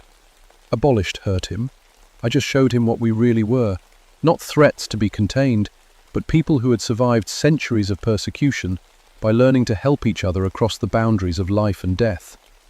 I let him feel what it was like to be hunted for being different, to have your children taken away, to be treated like an animal in a cage. Blendeye pulled back. He was crying. I'm sorry, he whispered. I didn't know. Now you do, Mahala said gently. The question is, what will you do with that knowledge? The agent looked around at his unconscious team, at the researchers still lost in ancestral memories, at the glowing figures of the dead watching him with patient eyes. I have to report this, he said slowly, but I can control what I report. Equipment malfunction, Mahala suggested. Research teams suffered psychological breakdown from isolation. All personnel accounted for. No supernatural activity detected. He nodded slowly. The program will be reviewed. There are people in the department who have been questioning the containment protocols.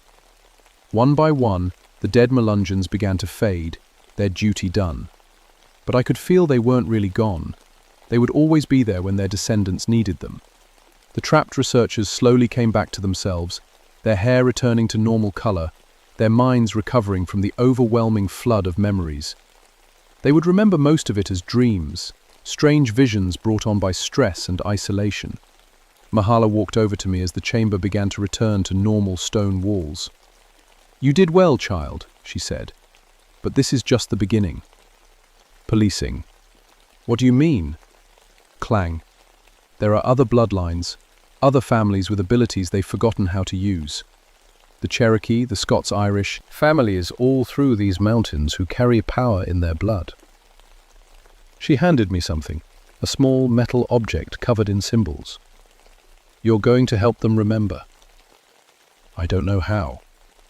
You'll learn, and when you do, maybe we can finally stop hiding.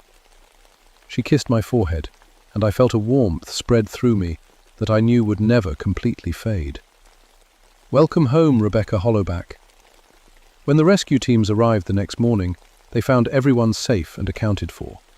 The research team had no memory of anything supernatural, just a few days of confusing data and equipment failures.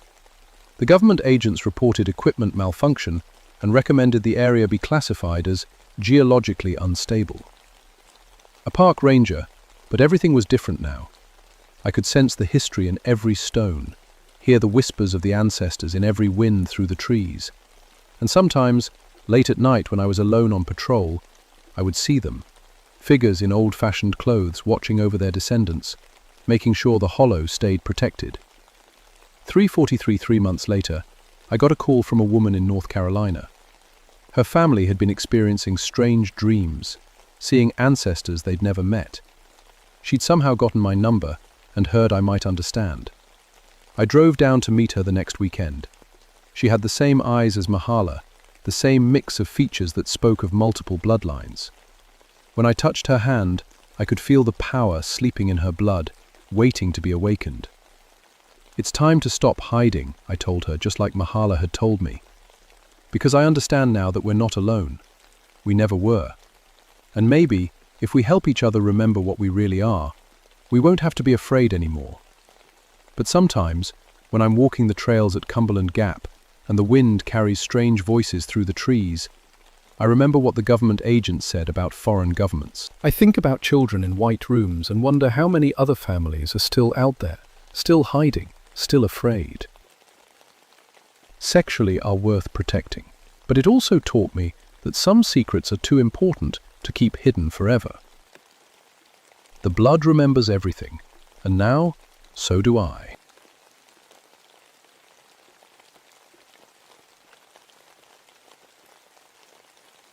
My name is Margaret Stormcrow, and I've been a park ranger in North Carolina's Blue Ridge Mountains for 9 years. People always ask about my last name. It comes from my grandmother's Cherokee blood, though most folks just see a white woman in a green uniform. In 1976, I was 31 and the only female ranger in our district. I loved my job, even when it meant dealing with bears in campgrounds or tracking down poachers in the backcountry. That August was different, though. The drought had been going on for 3 weeks, and the forest felt wrong somehow. Animals were acting strange. Deer coming down to the roads in broad daylight, birds flying in weird patterns. But what really got my attention was the livestock. 47 animals dead in 2 weeks. Cows, goats, even some horses. All of them drained of blood through 2 perfect holes in their necks. No struggle marks, no tracks around the bodies except for the normal farm animals. The farmers were scared and getting angry. I remember the first call came in from Bill Henderson's farm, just outside the National Forest boundary. I drove my truck up the winding mountain road, thinking it was probably wild dogs or maybe a sick bear. Bill met me at his gate, his face white as paper. "Kamal have seen, Margaret," he said, leading me toward his pasture. "Look at this." The cow was lying on its side in the middle of the field. At first glance, it looked like it was just sleeping, but when I got closer, I saw the 2 holes. Perfect circles, about 1 inch apart, right where the neck met the shoulder. The animal looked empty, like someone had drained all the life out of it. I knelt down and examined the wounds. No tearing, no ragged edges. They were clean, almost surgical. The grass around the cow was undisturbed. Whatever did this had been very careful. "Any tracks?" I asked Bill. He shook his head. "That's the strangest part. I checked everywhere. Nothing. It's like the thing flew in and flew out." I took pictures and collected some samples, though I wasn't sure what I was looking for. In my 9 years as a ranger, I'd seen bears tear apart livestock, and I'd seen what wild dogs could do. This was neither. Over the next few days, more calls came in. Same thing every time. Dead animals, drained of blood, no evidence of what killed them. The local paper started running stories about a vampire beast, which made me angry. People were scared enough without newspapers making things worse. Column-wise, I spent my time driving between farms, taking notes, trying to find some pattern. The attacks were happening in a rough circle around Looking Glass Rock, one of the highest peaks in our district. All the farms were within 10 miles of the forest boundary. Whatever was doing this was coming out of my woods. The farmers started forming groups, carrying guns when they went out to check their animals. Some talked about hunting parties, going into the forest to track down whatever was killing their livestock. I couldn't let that happen. Too many people would get hurt, probably for nothing. I was sure it had to be an animal, some kind of predator that was sick or injured. Maybe it had rabies and couldn't hunt normally. The blood draining part didn't make sense, but I'd seen sick animals do strange things before. Presume that's what I told myself anyway. I was a ranger, not some superstitious mountain person who believed in monsters. There had to be a reasonable explanation.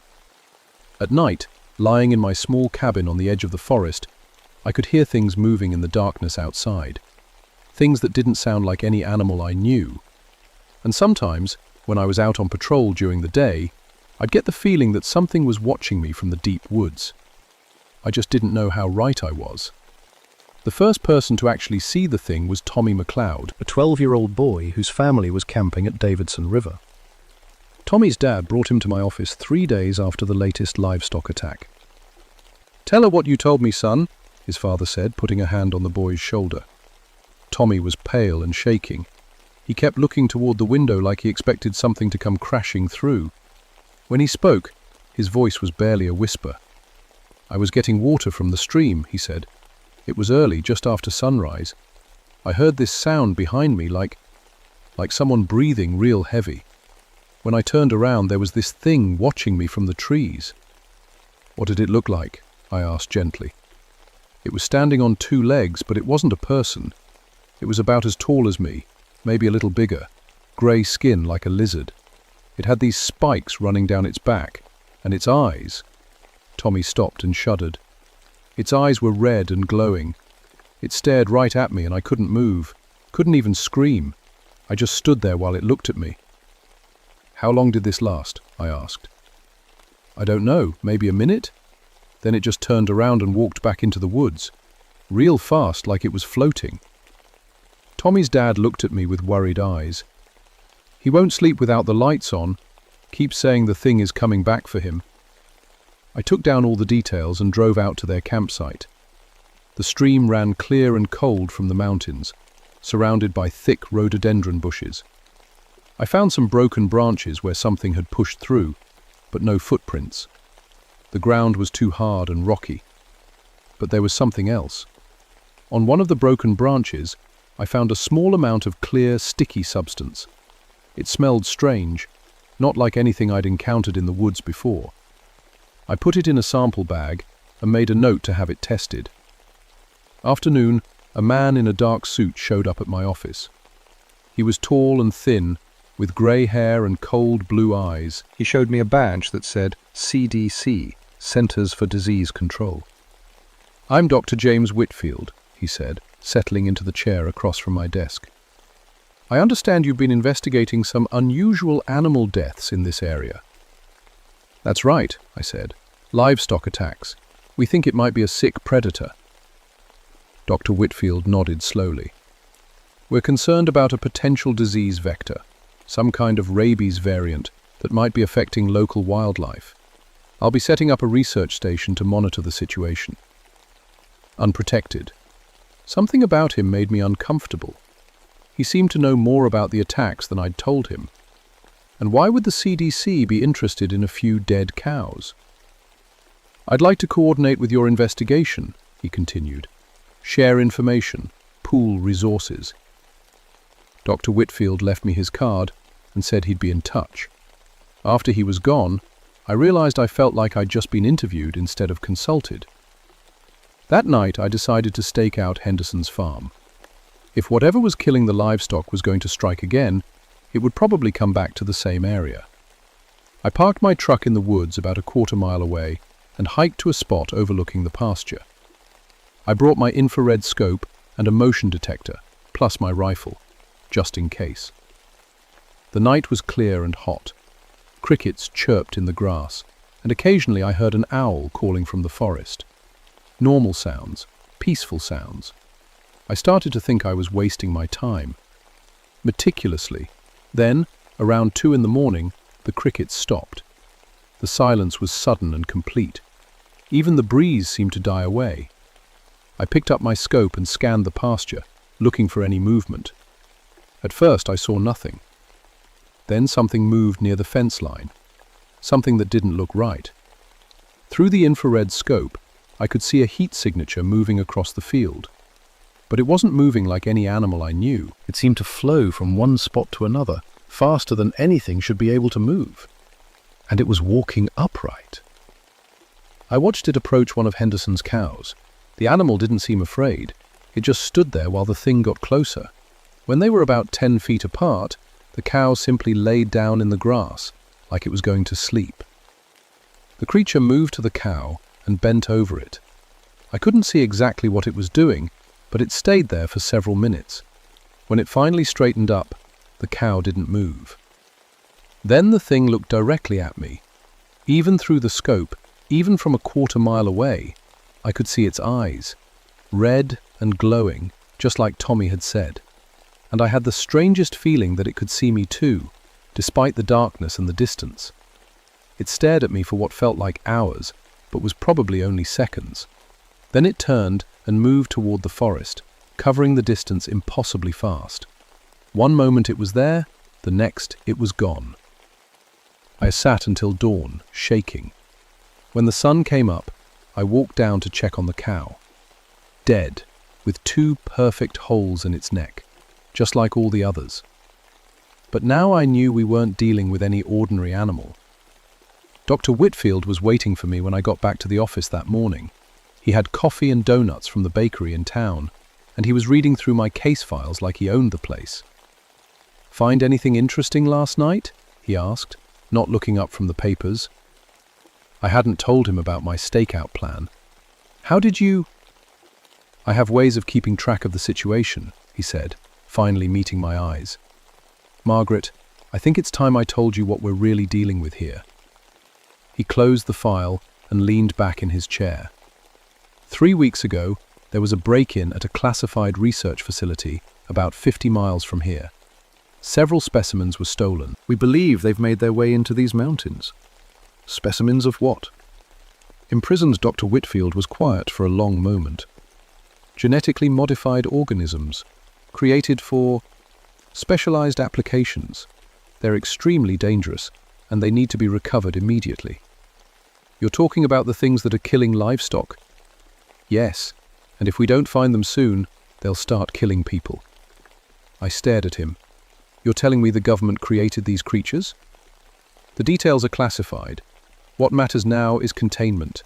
I need your help to track them down before this situation gets out of control. I wanted to arrest him on the spot. These things, whatever they were, had been terrorizing local farmers for weeks, and he'd known about it the whole time. But I also knew that if he was telling the truth, we were dealing with something far more dangerous than I'd imagined. "How many of them are there?" I asked. "We think 3 escaped, but they breed quickly under the right conditions." Before I could ask what that meant, the phone rang. It was Joseph Standing Bear, an elder from the Cherokee community near the reservation. Joseph and I had worked together before on cultural site protection issues. "Margaret," his voice was tight with worry, "can you come out to my place? There's something I need to show you." I was sitting in Joseph's kitchen while he poured sweet tea and told me about his grandfather's stories. In the 1920s, my grandfather and some other hunters encountered creatures like what you're describing, Joseph said. They called them blood drinkers, said they came from the deep caves in the mountains. "Joseph, these things aren't from any caves. They're—" I stopped, glancing at Dr. Whitfield, who had insisted on coming along. "I know what the government man told you," Joseph said quietly, "but my grandfather's stories described the same creatures. 4 feet tall, grey skin, red eyes. They hunted in packs and could drain the life from animals without leaving a mark." "How did your grandfather's hunters deal with them?" Dr. Whitfield asked. Joseph looked at him for a long moment. "There are old ways, spiritual ways, but they require sacrifice." That afternoon we got reports of 3 more attacks. Not just livestock this time. A family camping near Looking Glass Rock had been found dead in their tent. The parents were drained like the animals, but the 2 children were missing. I organized search parties to look for the kids, but something told me we wouldn't find them alive. When Dr. Whitfield showed up with a military team carrying tranquilizer equipment, I realized this had gone way beyond my authority as a park ranger. The search teams found tracks this time. Not human, not animal. 4-toed prints with claw marks, leading toward a series of old mine shafts on the north face of Looking Glass Rock. Dr. Whitfield said, studying the maps, "We'll go in at first light."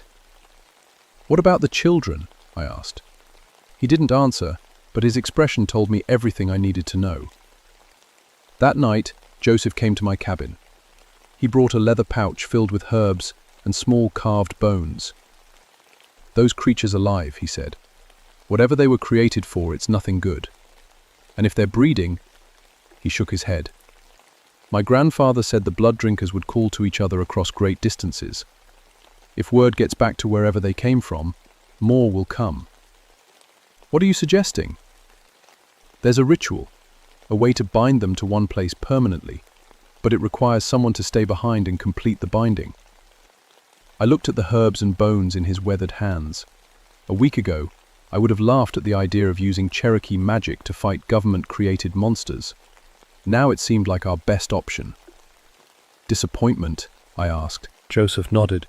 "I lay in bed that night, listening to the sounds outside my cabin. I tried to prepare myself for what we might find in those mine shafts, but nothing could have prepared me for what was actually waiting in the darkness, underground. We went into the mine shafts at dawn, me, Joseph, Dr. Whitfield, and 4 soldiers with enough firepower to take down a bear. The main entrance was about 50 feet up the rocky face of Looking Glass Rock, hidden behind a tangle of dead trees and broken stone. Joseph led the way, carrying a backpack full of what he called blessed weapons, knives and arrows that had been prepared according to old Cherokee traditions. I had my rifle and a powerful flashlight. The soldiers carried tranquilizer guns and nets. Disappointment, Ted, hit us first. It was like nothing I'd ever experienced. Part animal musk, part something sweet and rotten. The tunnel sloped downward into absolute darkness, and our footsteps echoed weirdly off the stone walls. About 100 feet in, we found the children's bodies. They'd been used somehow, drained completely, but arranged carefully in a circle around what looked like a nest made of bones and torn fabric. I'd seen death before, but this was different. This was evil. Dr. Whitfield examined the area with scientific detachment. "They're using the children to feed the young," he said quietly. "This confirms they're reproducing." Knelt by the bodies and began whispering in Cherokee, sprinkling herbs from his pouch. The soldiers looked nervous, checking their weapons and scanning the darkness beyond our lights. That's when we heard the sound. It started as a low humming, almost below human hearing. Then it grew louder and higher, until it became a wailing that seemed to come from the rock itself. The soldiers raised their weapons, and I gripped my rifle tighter. "They know we're here," Joseph said, standing up from the children's bodies. "They're calling the pack." Turbulence, the attack came from 3 directions at once. Commemorate, the creatures moved faster than anything had a right to move. Grey shapes flowing through the darkness, red eyes gleaming in our flashlight beams. The first soldier got his tranquilizer gun up and fired, but the dart bounced off the creature's hide like it hit armor. On him, I saw claws and teeth and heard screaming. Blood splashed across the mine walls.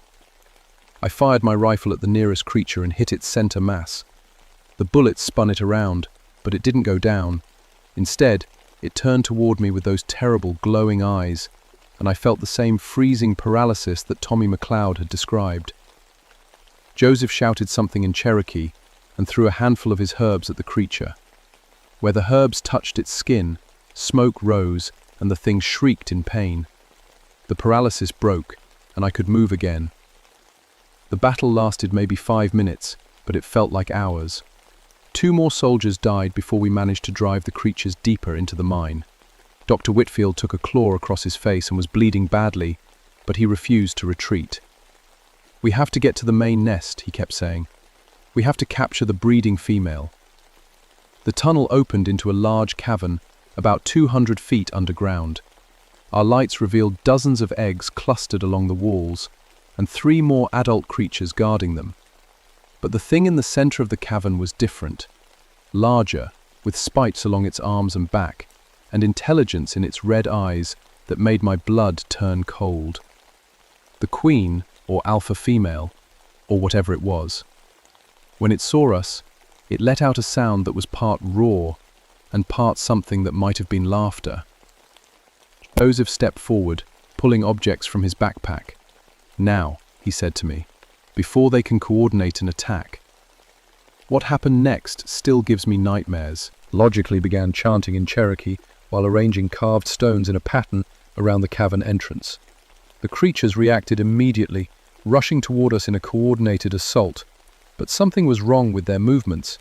They seemed to be fighting against invisible barriers. "The binding ritual," Joseph explained between verses of his chant. "But it requires a life to complete." "What do you mean?" I shouted, firing at the alpha female as she tried to break through whatever spiritual barrier Joseph was creating. "Someone has to stay behind to finish the binding. Someone has to die here for it to work permanently." Dr. Whitfield appeared beside us, his face covered in blood, but his eyes bright with an intensity that scared me.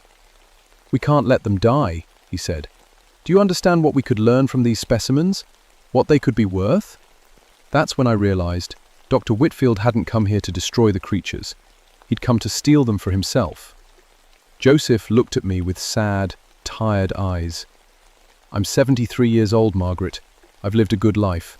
You have many years ahead of you, and people will need someone who understands these things." Before I could stop him, he stepped into the center of the cavern. The creatures swarmed him immediately, but as they touched him, light seemed to pour from his body, and the chanting grew louder, even though his mouth was no longer moving. The alpha female let out a sound of rage and fear, and the other creatures began fleeing deeper into the mine. The last thing I saw before the cave entrance collapsed was Joseph's body surrounded by light, and the queen creature trapped beside him as tons of rock crashed down from the ceiling.